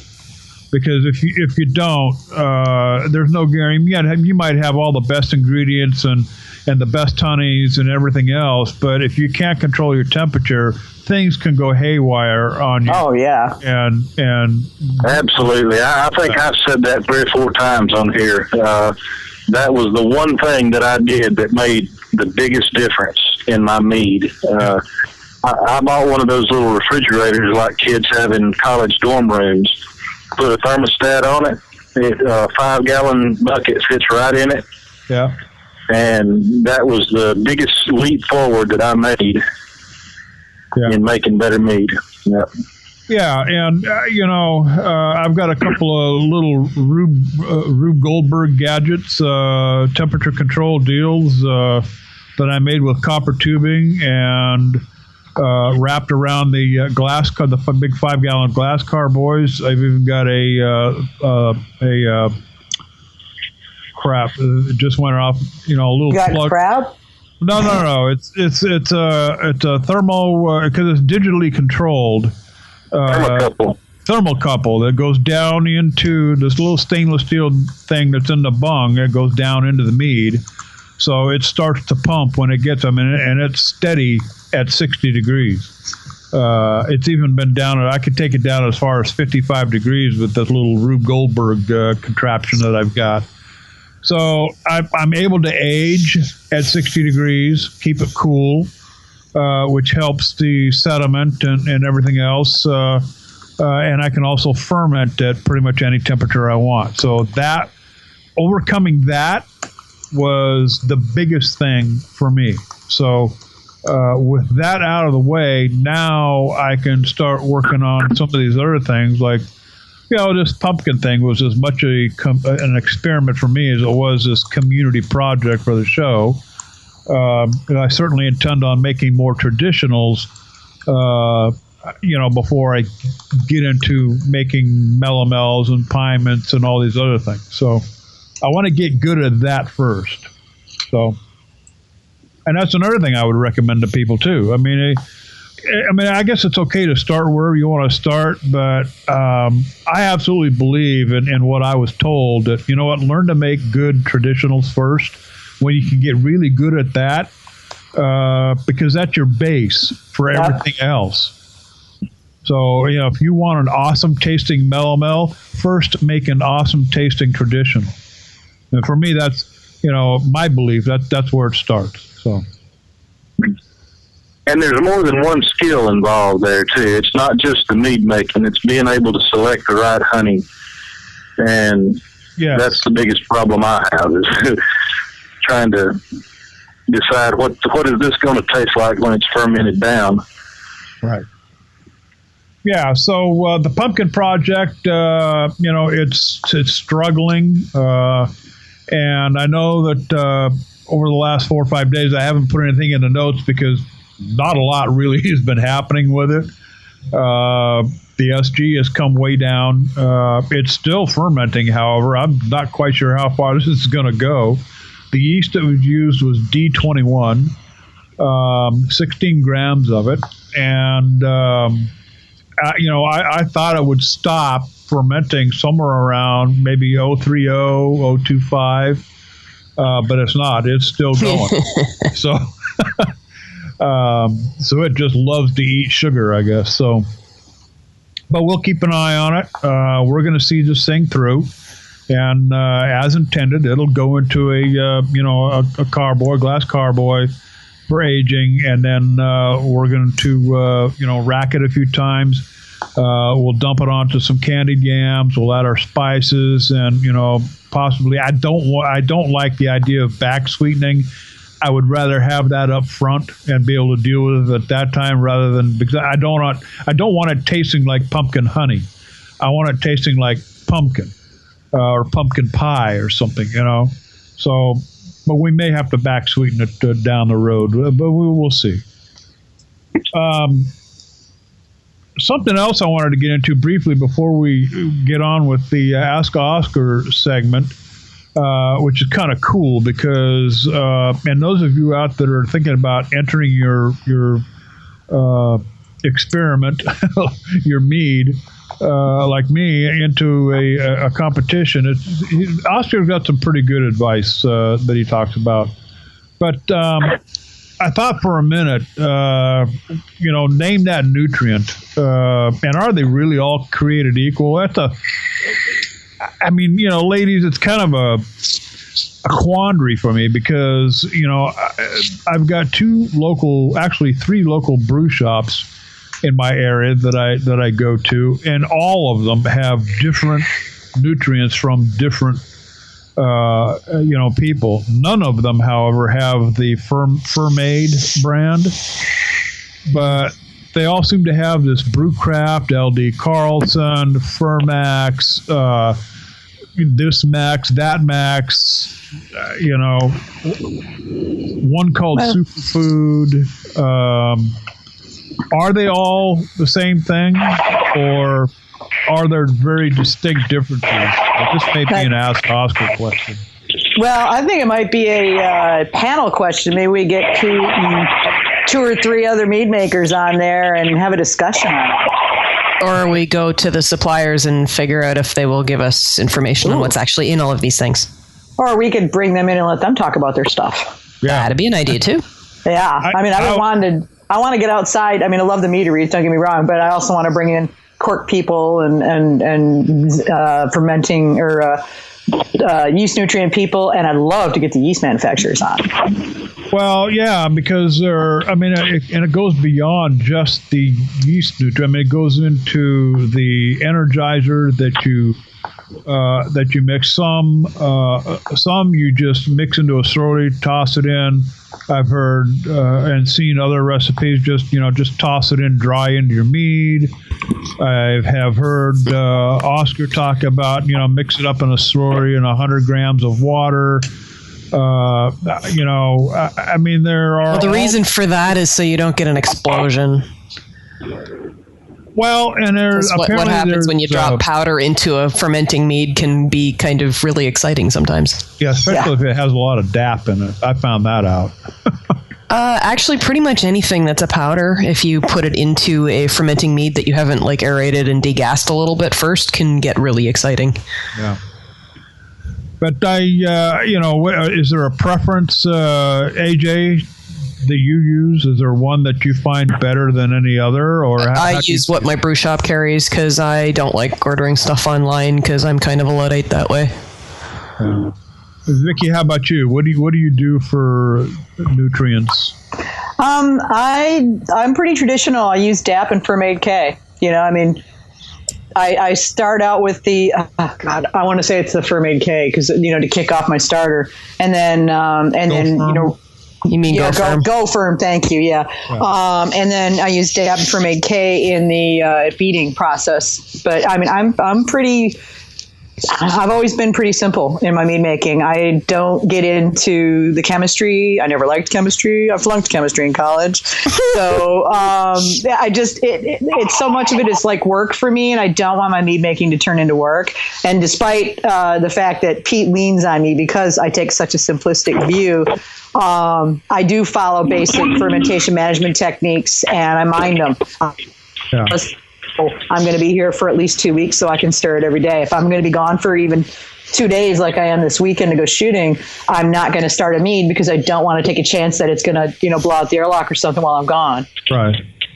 So I am very stickler there, but I'm very simple in my additives and nutrients. I don't add any pH lowering or increasing things unless I have no choice. And I try very, very hard to not have to face that choice in the first place. Chris, what do you use for nutrients? And do you have a specific brand that you like better than any other, or how do you treat that? I just use the Fermade K for the nutrient. I use Go Firm to rehydrate the yeast. I've gotten completely away from that. I have a weird palate and I can taste it, so some people can, yeah. Yeah, I'm like that with certain yeast, Chris, so I totally get that. Yeah, I just quit using DAP altogether. I just use the Fermade K. It takes more, but you have to get it in a little bit earlier. You don't want to get past the 1/3, definitely not the 1/2 sugar break, because it's got so many vitamins and things in it that it will leave a little bit of a vitamin taste if you put it in too late. Yeah. But get it in early. And that's all I've been using. Is there are these all these nutrients? Is there a difference between all of them, or is there anything? I mean, what do we know? I mean, I know we don't know all the chemical makeup and everything else, but off the top of our heads, is there one that you think is any better than another, or are they pretty much basic, all made of the same stuff? I think it depends on the recipe you're using and personal preference, really. I mean, it's like Chris says, he can taste. Yeah. Certain stuff. So he doesn't use that. If you can taste DAP and you don't like it, don't use it. Then don't use it. Yeah. I tend to stay away from, Montrachet yeast. Used to be one of my very favorite yeasts, the Red Stars Montrachet. And it's a great yeast. It's very sturdy. It puts up with a lot of crap and produces a pretty good mead. But you could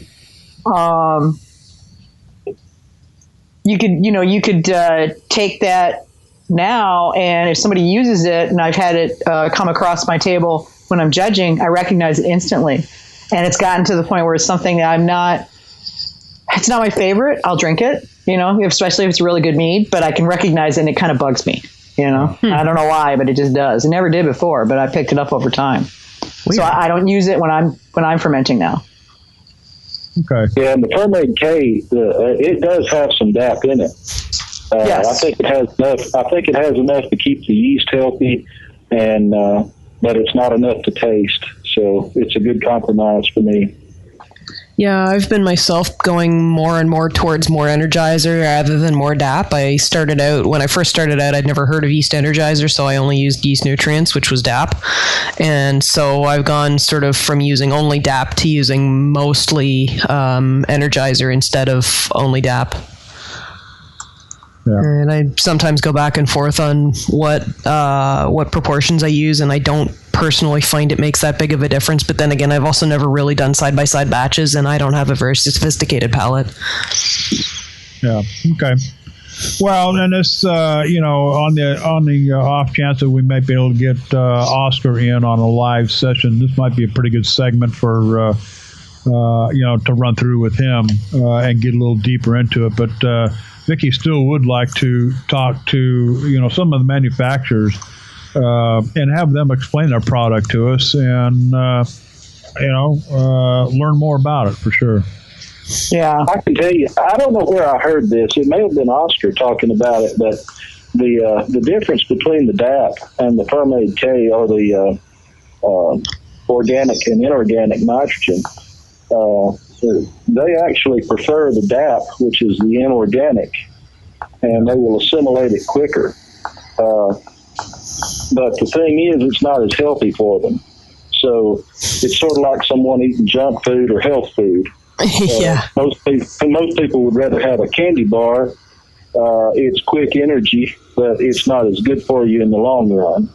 Yeah. So they may be a little bit slower to ferment with just the Fermade K or just the organic nitrogen. It may take them a little longer to assimilate it, but they'll be healthier in the long run. Yeah. All right. Well, this is probably a discussion that could go on for, longer than what we have time for here tonight. But I think what we're going to do, ladies, and Chris, we're going to step away. Let's take that commercial break. When we come back, it's Ask Oscar. Stick around. We'll be back.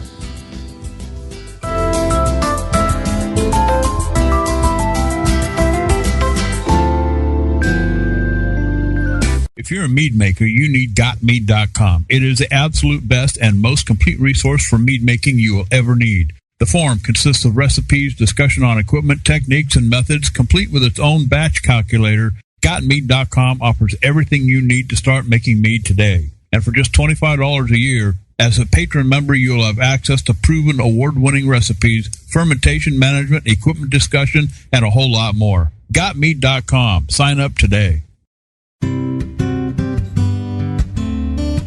If you're a mead maker, a book you need to have on the shelf is Mad About Mead by Pamela Spence. Look for it, grab it if you can. It's been out of print for a while, but if you can find it, add it to your library. And while you're at it, check out PamSpence.com. Pam is an active storyteller, author, community minister, and is the editor for local newspapers in Columbus, Ohio. You can find her most recent book, Glad Rags, Red Panties, Cowgirl Boots, and A Sweet Dress to Die For, at Amazon and Barnes & Noble. Please visit PamSpence.com for more.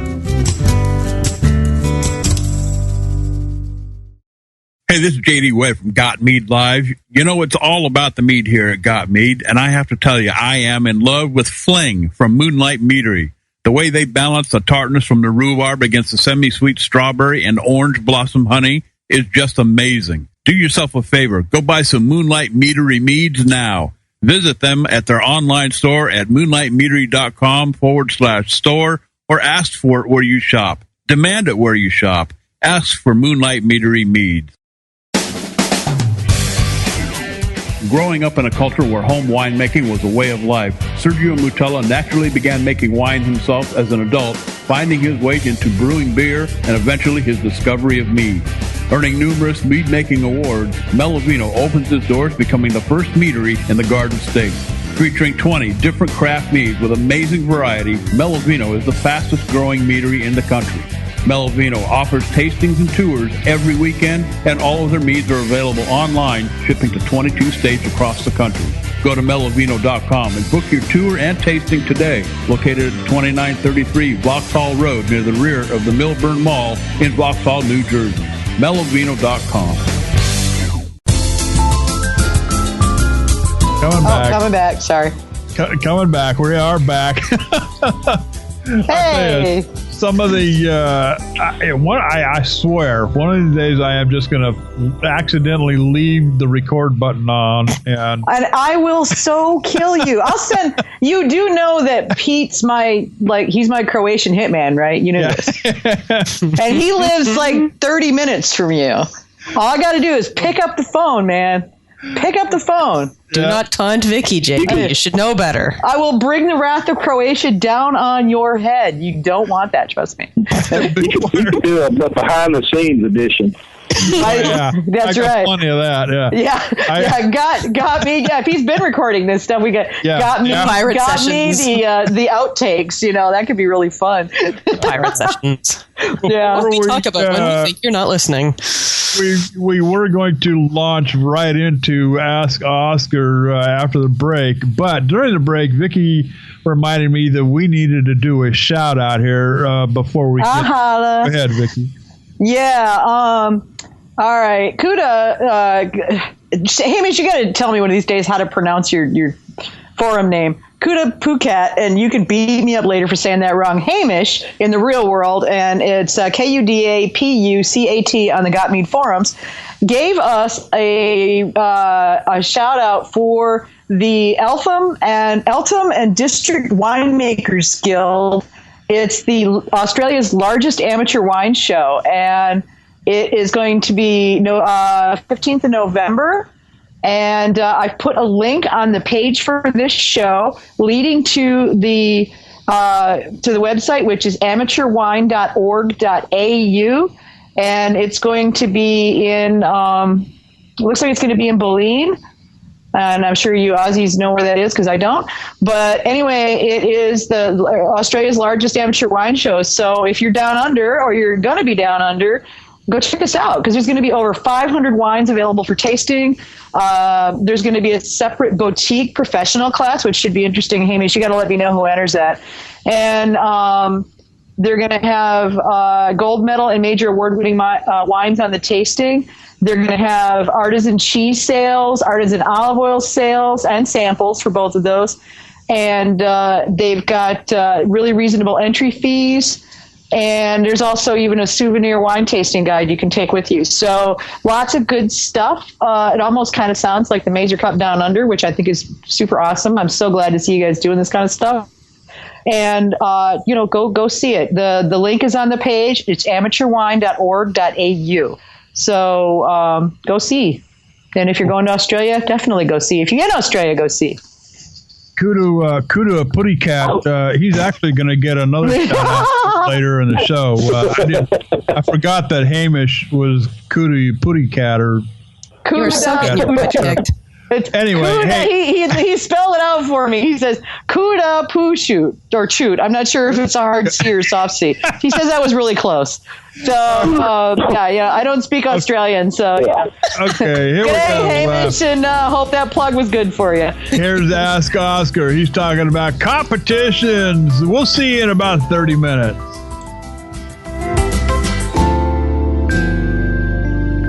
Welcome to another edition of Ask Oscar, and today Pete is going to talk about entering competitions. We kind of got into this in the last show a little bit, but we ran out of time and couldn't do more with it that we wanted. We get a lot of questions on GotMead and on in the forum and on the web pages about entering competitions, and Lord knows the Major Cup gets hundreds of questions every year about entering competitions. So I think it's time we did sort of, competition 101 course. I don't know what you want to call it, Pete. How about some tips for, thinking about entering competitions and what to enter and how to enter? And there you go, derailing my whole college thing, but fine. fine. We'll do it that way. Yeah. But yeah, so let's talk about that. I know a lot of people who, they go to enter a competition, but they don't know what to expect. I mean, a lot of them just don't know. Right. So each competition is generally run by a brew club or a home brew club or a group of people or, an organization. And, most of the homebrew competitions we see here are sponsored or ran by a homebrew club or a cooperative of several homebrew clubs. I just judged a couple of weeks ago a Pacific Brewers Cup out here in California, and that's run by several different brew clubs. And each year, one of the brew clubs, whether it's Strand Brewing or Pacific Gravity, or any of the other clubs that are sponsors of that particular event, it's hosted by each one of those in a different place each year. And they do a great job. They've got great people, and we had, just a great time. And so one of the best things to do if you want to enter competitions is to join one of your local homebrew clubs. Take a look at the homebrew clubs that are out there. They'll usually have like a forum or, some kind of web presence out there that you can go out there and look at them. Sometimes they're on Facebook. Sometimes they're in other groups where you can go out, look at the organization, look at what they're up to. Do they have active mead makers? If so, get in touch with them, find out what they do. And the other thing about it is it's a great place to find out about when competitions are actually going to happen. Great resource, because if you've got an active homebrew club, they're going to want to be entering competitions that are in the local area and some further off where they can get out there and get points for their club by entering competitions. Another great thing about entering or joining a club is that generally there's going to be people there that are going to want to take the BJCP Beer Judge Certification Program and also the Mead Judge Certification Program. And so that gives you kind of a good view of what's going on, not only with competitions, but getting yourself qualified to sit down and start judging and going through the learning process and taking the classes that are available to learn how to judge beer and mead, learning about off taste, off flavors. They actually have a portion of that education where they will send your club certain off flavors to spike your beer or mead with in order to be able to say, oh yeah, that's got some real bad flavor in it, and that is A, B, C, and it's caused by this. If it's fusily, it's like, hey, you gotta manage the temperatures on your fermentation. If it's got these plasticky or phenolic flavors, you've got to do this, that, and the other thing. So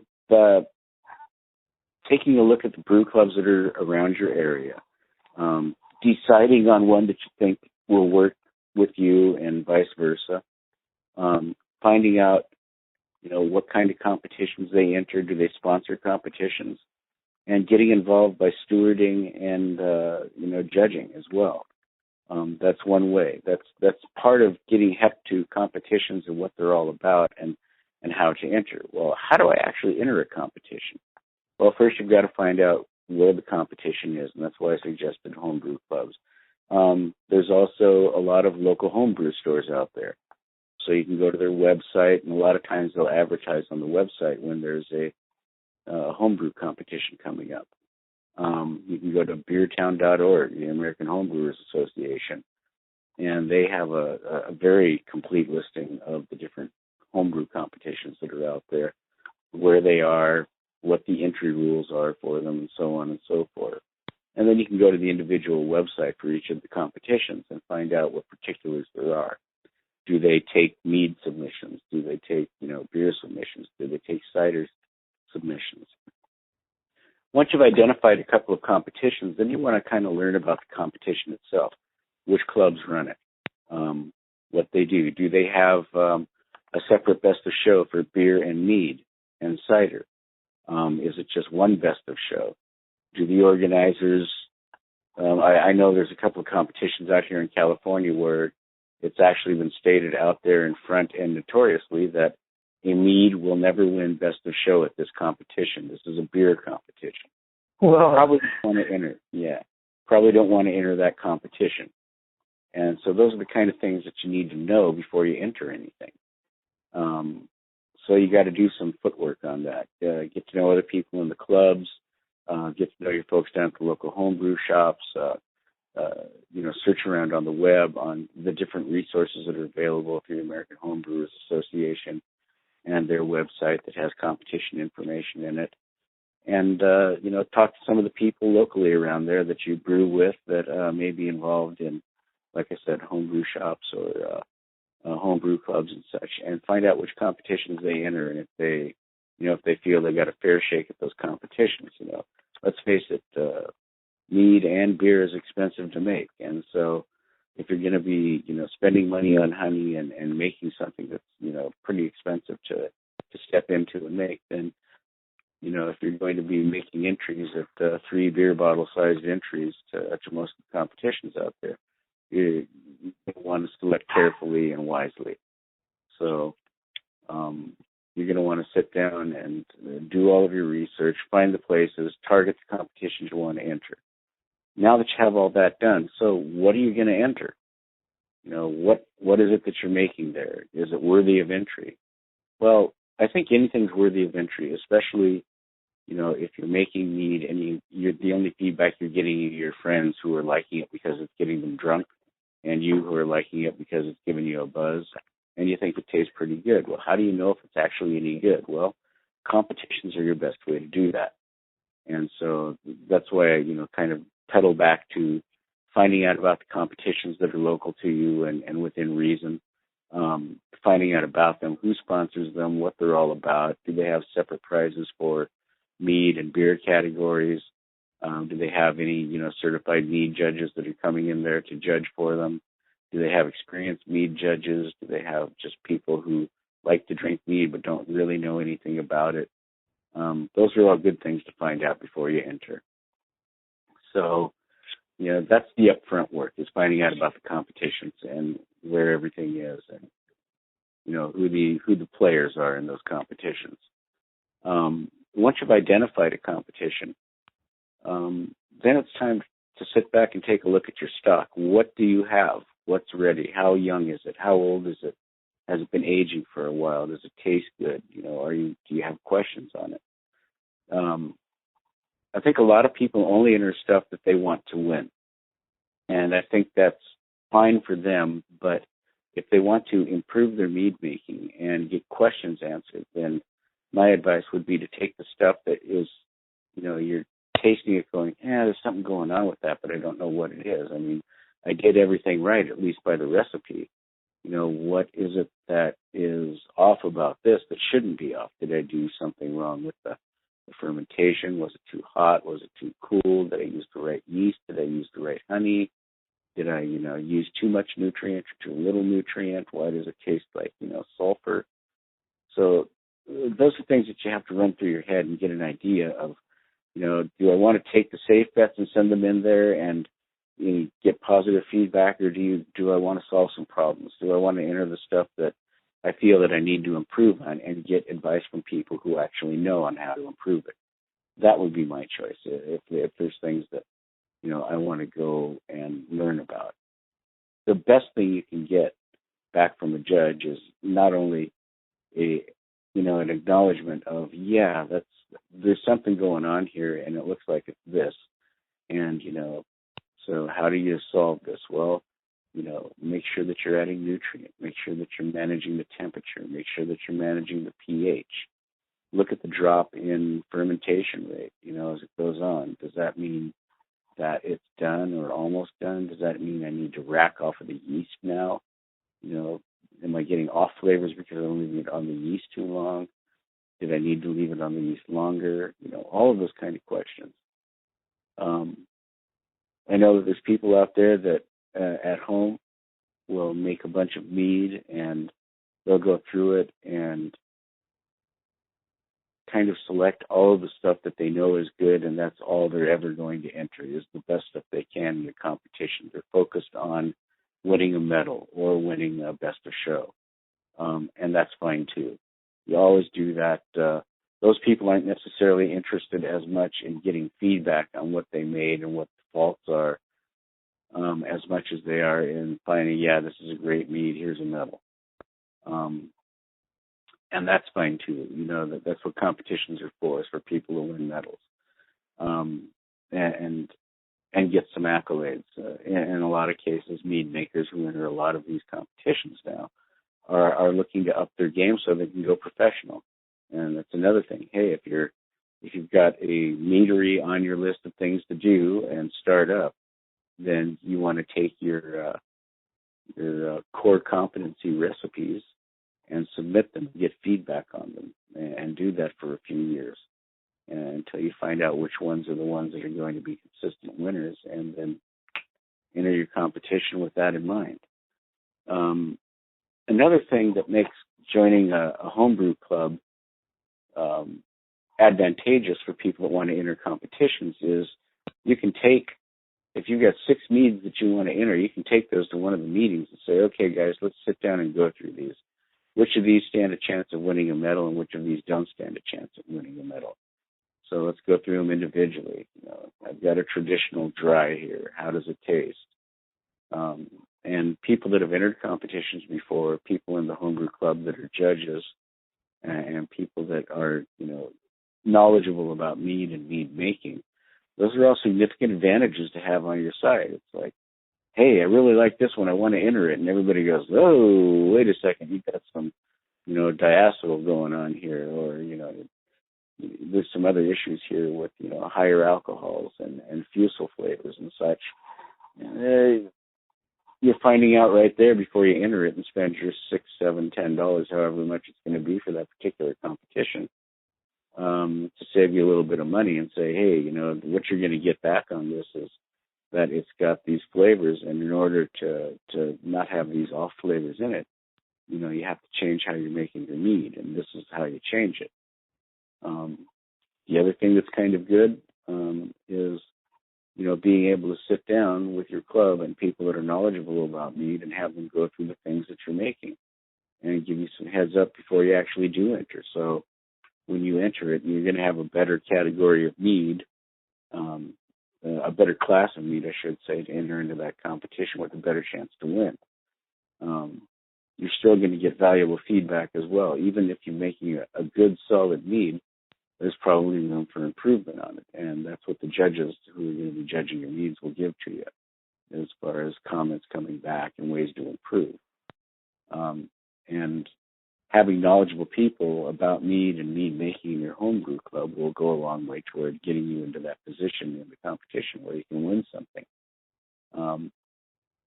The other thing that I talked about briefly is stewarding and learning to judge. If you join a homebrew club that sponsors a competition and they have a mead category in it, my suggestion would be to volunteer to help, whether it's setup, breakdown, stewarding.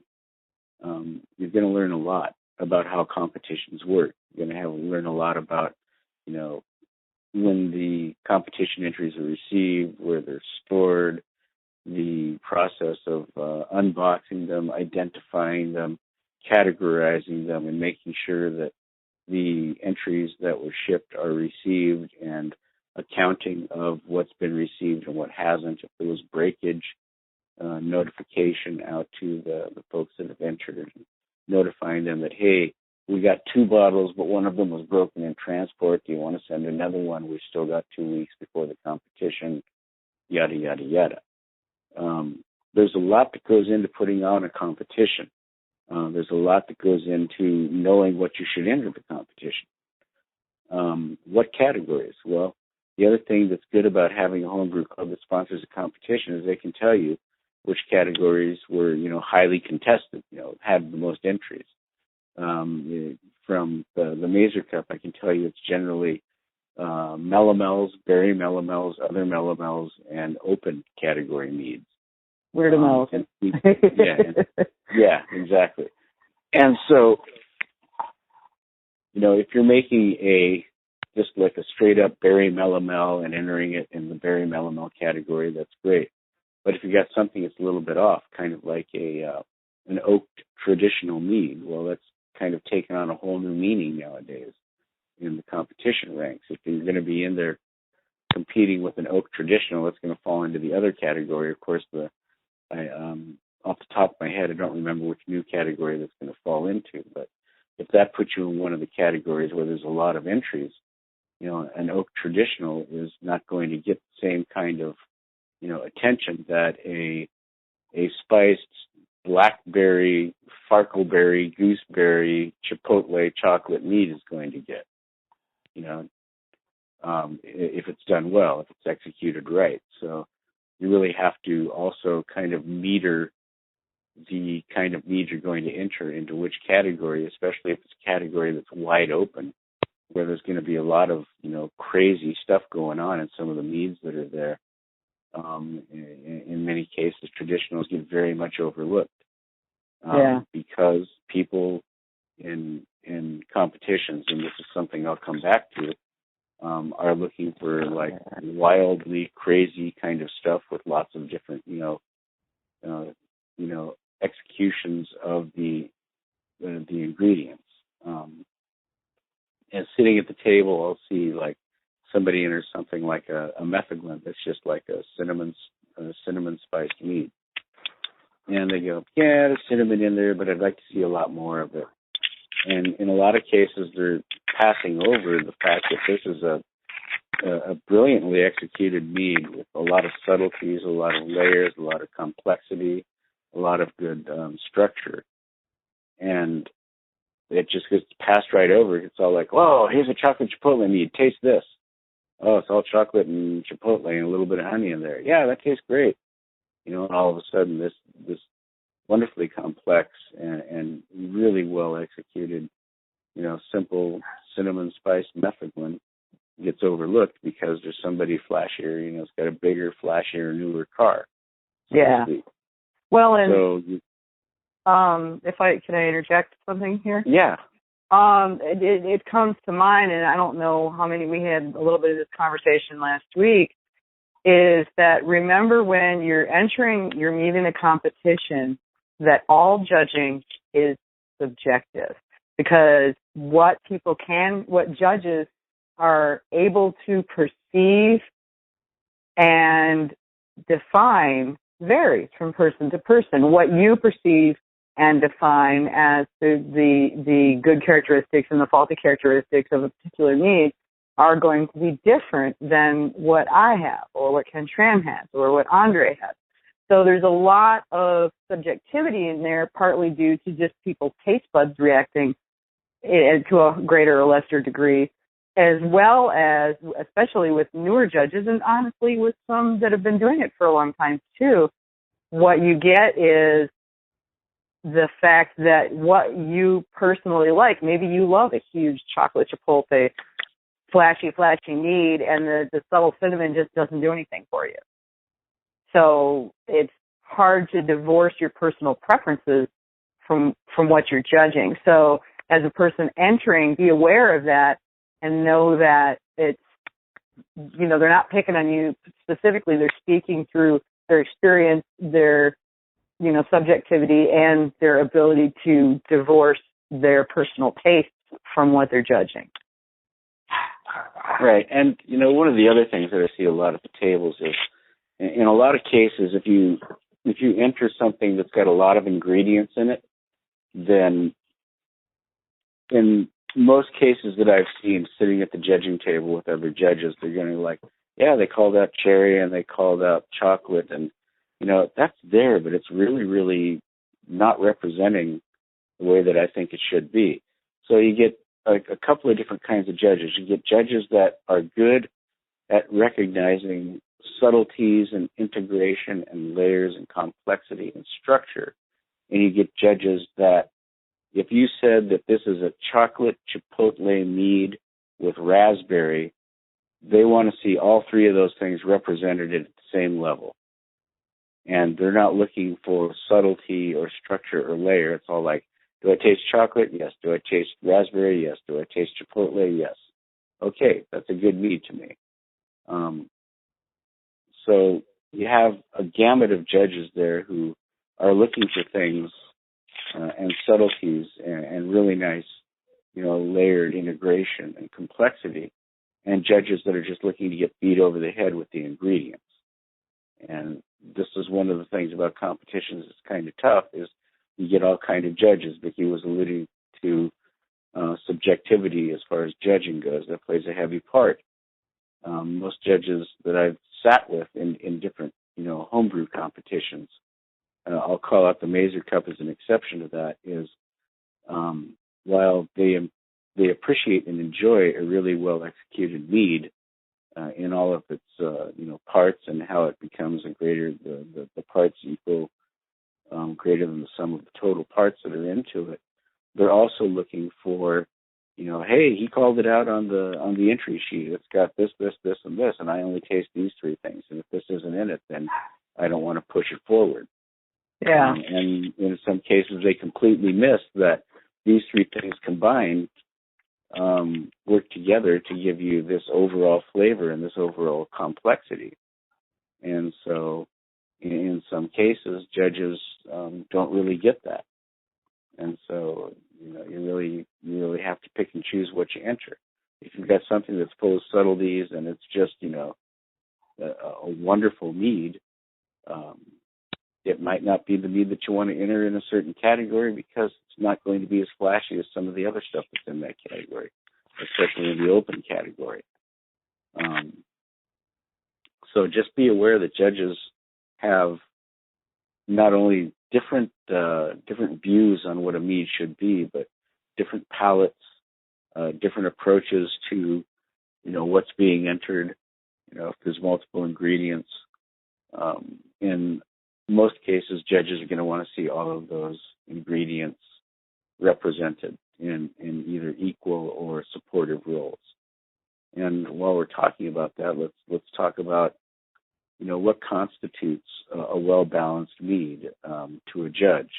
And again, it's going to be different for each judge. But for me, if I'm judging let's say a berry category, a berry melomel category, and somebody has entered a blackberry, Marionberry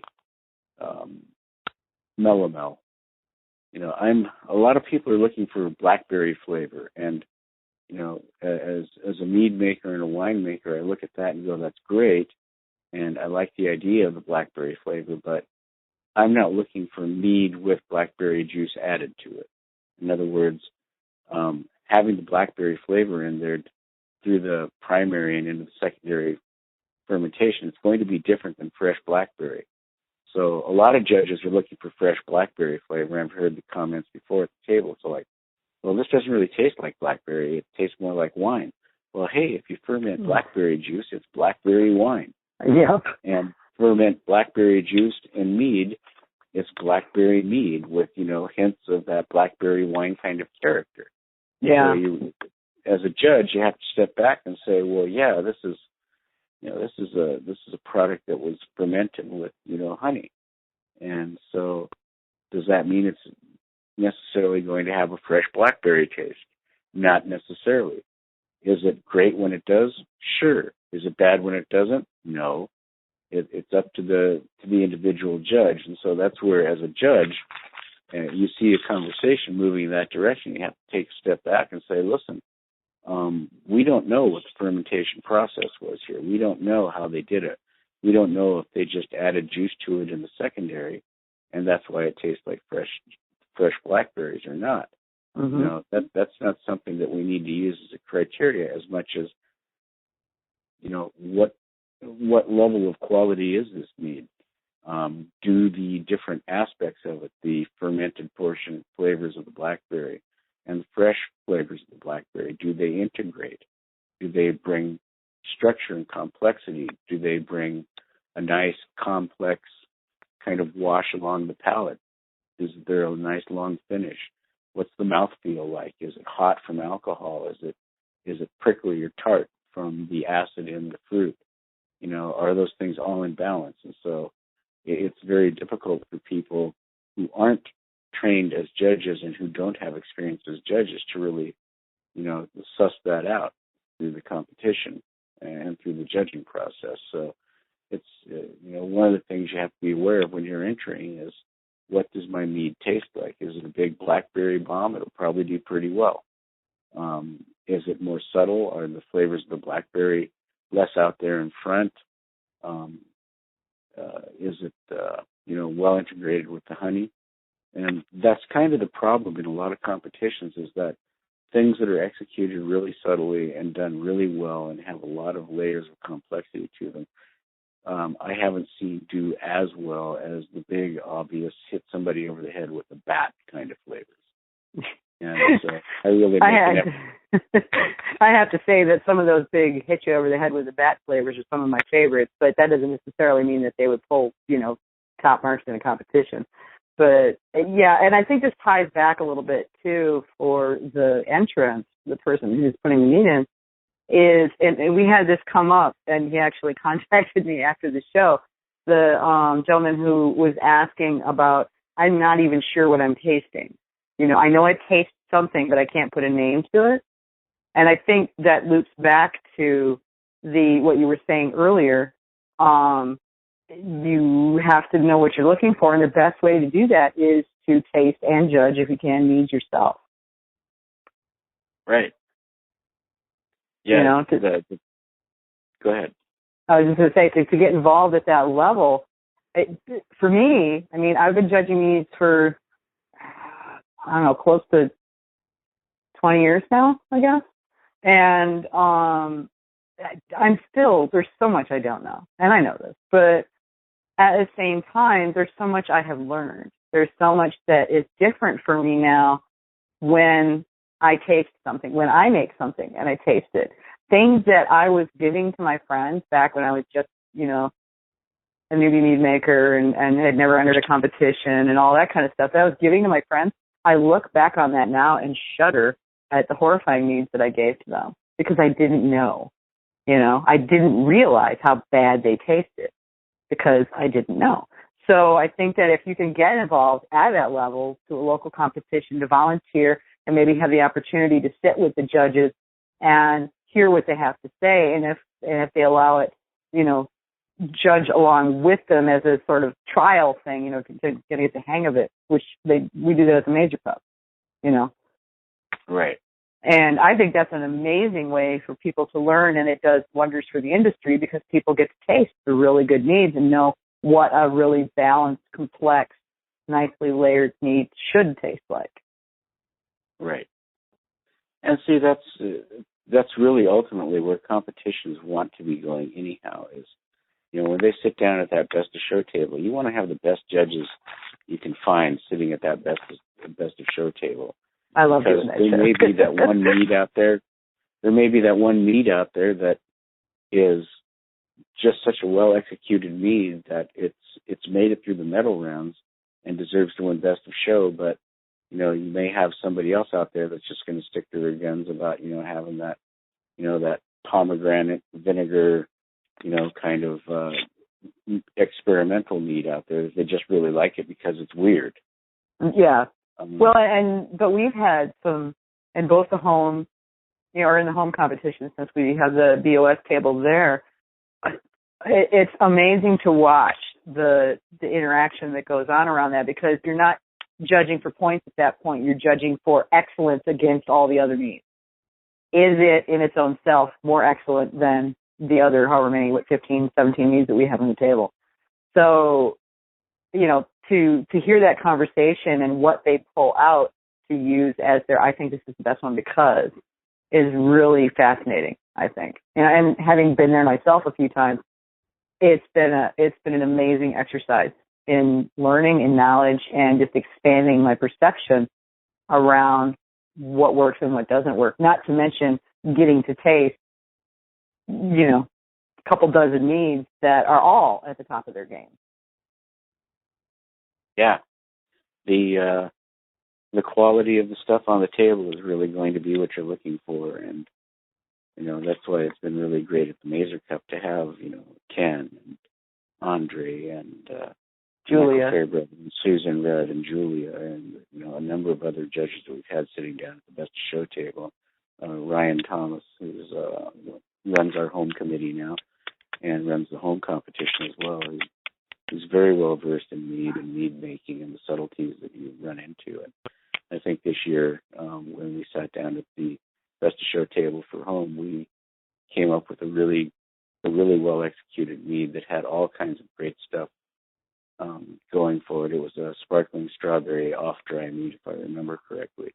Mm-hmm. And it was good. It was just wonderfully done. I mean, it had the seed astringency was absent, which is excellent. And I mean that in the way that it was absent in the unfavorable way that it presents in a lot of strawberry meads, but it was there adding complexity. It was creamy. It had great fizz. It had great strawberry character. It had a wonderful color. It was just an extremely well executed mead, and so we were very, very happy to see that. So I tried that mead, and probably better than you'd like to that I'm not generally real fond of dry meats. It's just not my thing. I just don't care for them that much. I tasted that one, and really, I agreed with all of you guys that it was an amazing mead, but more for me too was that I really liked it. Yeah. And that I was surprised at that. I wasn't expecting to like it. I was expecting to be able to see the excellence of it, but not really care for it personally. And I saw that it was a good mead even personally. And that is, I think, when you hit the pinnacle of your game, when you've got people saying, well, I don't even like blah, blah, blah type of mead. This is amazing. Yep. And they say that from the place of like, not from the place of, of objectivity and judging the technical aspects of it.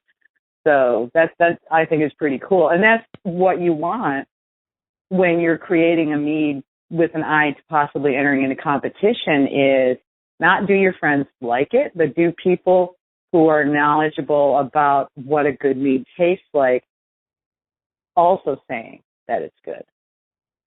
Right. And so, my friends have told me, oh, man, that's amazing. And I go back and look at that now and think, my God, that was terrible. What were they saying? Because they didn't know. Right. Because they didn't know, exactly. It was sweet and got them drunk, so that was good. That, and then they were my friends, and they were trying to be nice. So, that's, exactly. Friends do that sort of thing. So don't go with just that. Get some people who have some background, who've got some skill, and maybe people who have meddled themselves because they'll know what a good mead looks like, tastes like, Right. And that's the whole thing. And going back to the beginning of the question, entering a competition, how do I know what to enter and where to enter and how to enter?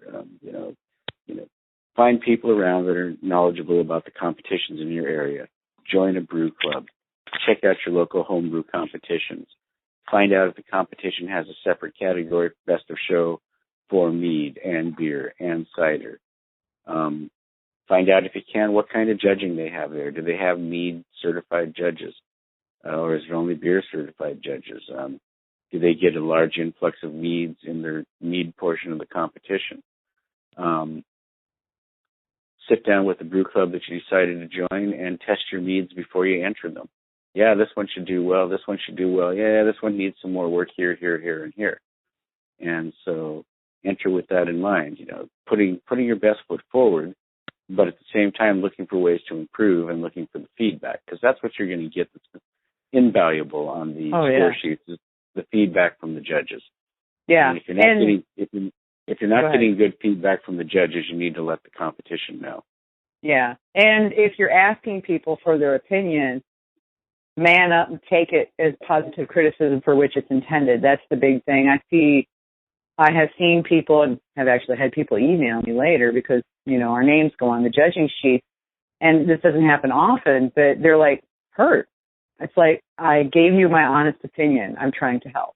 And that's all most judges are trying to do, is to help you move to a place of making a better brew, mead, beer, whatever it is, and help you get to that place. And some of the comments I got back from the one and only time I've ever entered a mead at the original Mazer Cup in Michigan.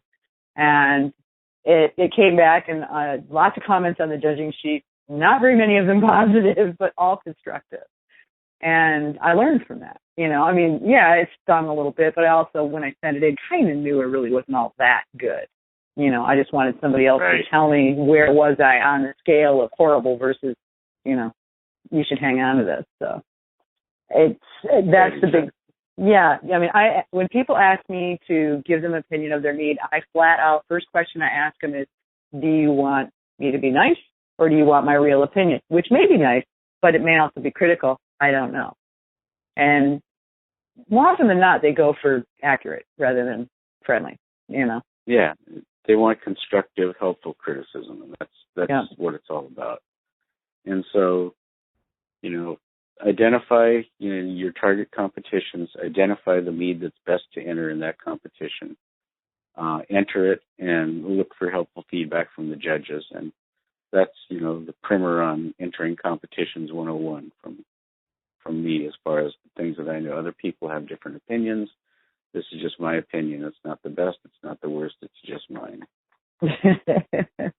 And I think it's a good basic policy to follow. I mean, a lot of the stuff you had there, I think there's quite a few people that would agree with you. So, get out there and don't be afraid to enter your stuff. It's good to find out. It's good to get feedback, and it lets you know if you're on the right track with that mead, or for that matter with any mead, because that's the only way to move forward to make a better mead is to figure out what's not working and change that. Right. And make sure to enter the Mazer Cup. Yes, definitely enter the Mazer Cup. You won't be sorry you did. All right, so guys, that is for one of our shorter Ask Oscars since we started doing this. But thanks, Pete. I really appreciate you taking time out of your Friday morning to come in and give us some feedback and some information. And happy to do it. Yeah, we'll do something even more interesting next time. There you go. All right. So thanks very much, and talk to you soon. And, if you do get bored of a Tuesday night and just want to pop in and party with us, you're always welcome. Yeah. Okay, cool. Yeah. In your copious spare time on Tuesdays, There you go. All right, Vicki, I'll talk to you soon, man. All right, Pete, thanks. Take care. Bye-bye. All right, bye-bye.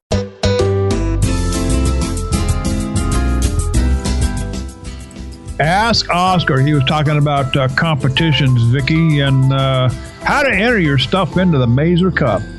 Well, any competition, really. It was a discussion of, if you're thinking about competing, what are the things you want to look at? What are the things you want to be concerned about? Because there's drinking mead and there's competition mead, and they can be the same thing or they can be different things. It really just depends on what your personal tastes are. Yeah, he's got me thinking, because the recipe that I used for my traditional, and we've already had this discussion with him even on the show, but it was his recipe, but he has encouraged me to enter it in the Mazer Cup. Not looking for any kind of awards, more for feedback from judges to, let me know how I'm doing with my mead making. Yeah, I mean, it's like he said, the recipe is just the first thing. Right. The person making it, the ingredients that they use, the location they come from, the conditions in the area that's being done are all variables that doesn't matter if the recipe is won every gold medal on the face of the planet. If you fermented it at 95 degrees with the wrong yeast, with rotten fruit, and pay no attention to it, it's still going to be a bad mead. Right.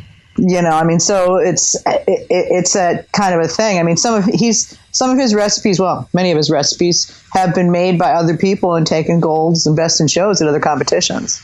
Yeah. So, he's free with his skills, which I think is really, really awesome. But, Chris, old Mississippi Chris, hanging around with us here tonight through the Ask Oscar segment. Chris, have you ever entered any of your meads into a competition? Not yet. Not yet. To hopefully this spring, if I can get this one ready. Perfect. Outstanding. Well, hey, as we wrap the show here tonight, big thank you to Casey Stuck from Missouri, down there around St. James, Eagles Landing, and what was the other one called? Just to Taste. Taste. That's their bistro brew pub mead place with tons of. And if you haven't been there, they've got a huge selection of wine. They've got their mead. They've got a huge selection of beers, and they've got food. And they hook up with other local food and beverage vendors to create a really awesome experience. So if you get down to that part of Missouri, it's very well worth a visit. Absolutely.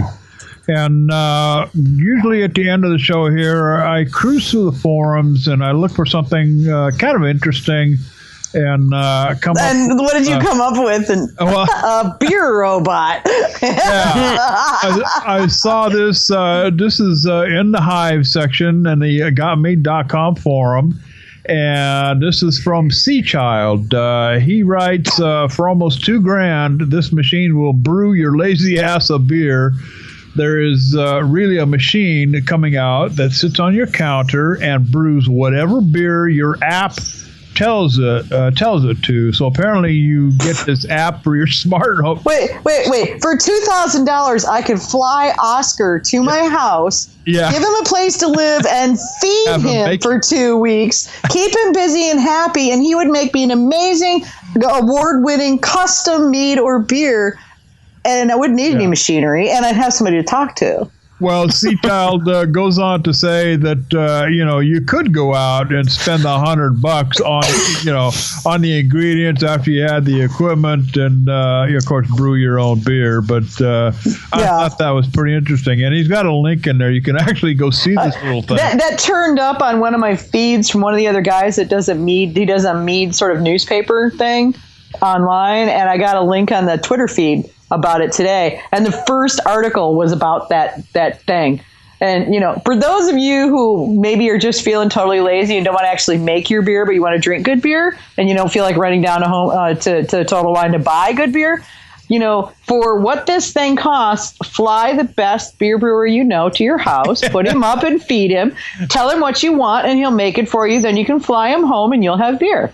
You bet. Well, I think one of the other people on the forum, I think it was Shelley, one of the beekeepers, was saying that she's got a little machine that makes beers like that, and it's really handy when you have particular styles that you like. Yeah, if you just want to whoop up some beer. If you just want a little bit of something you like, and you program it and you do the thing, and away you go. And if you don't enjoy the process of making beer yourself, well, I guess come on. Everybody ought to have a boil over on their stove. It's fun. She'd rather be out playing with her bees. Yeah, that's true. Yeah. Chris, go ahead.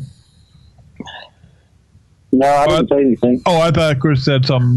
No, I suppose that would look pretty nice sitting on my new electric desk that goes up and down. But anyway, that's a whole other.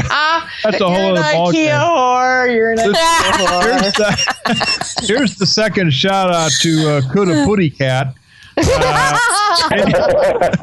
And this is a Hamish for those of you that don't know. Yeah, Hamish is his real life. It took me 3 weeks to get my name right. Don't worry about it. He's got a post in the Post Your Labels Here thread in the Hive section, and there's a photo, a giant photo of what looks to be like a Joe's Ancient Orange. And I mean, it's got the oranges in it, so suspiciously looks like a Joe's Ancient Orange, something along the lines of a strawberry. I think it might be a blueberry, sitting there in the front, and then maybe a traditional or something in the back.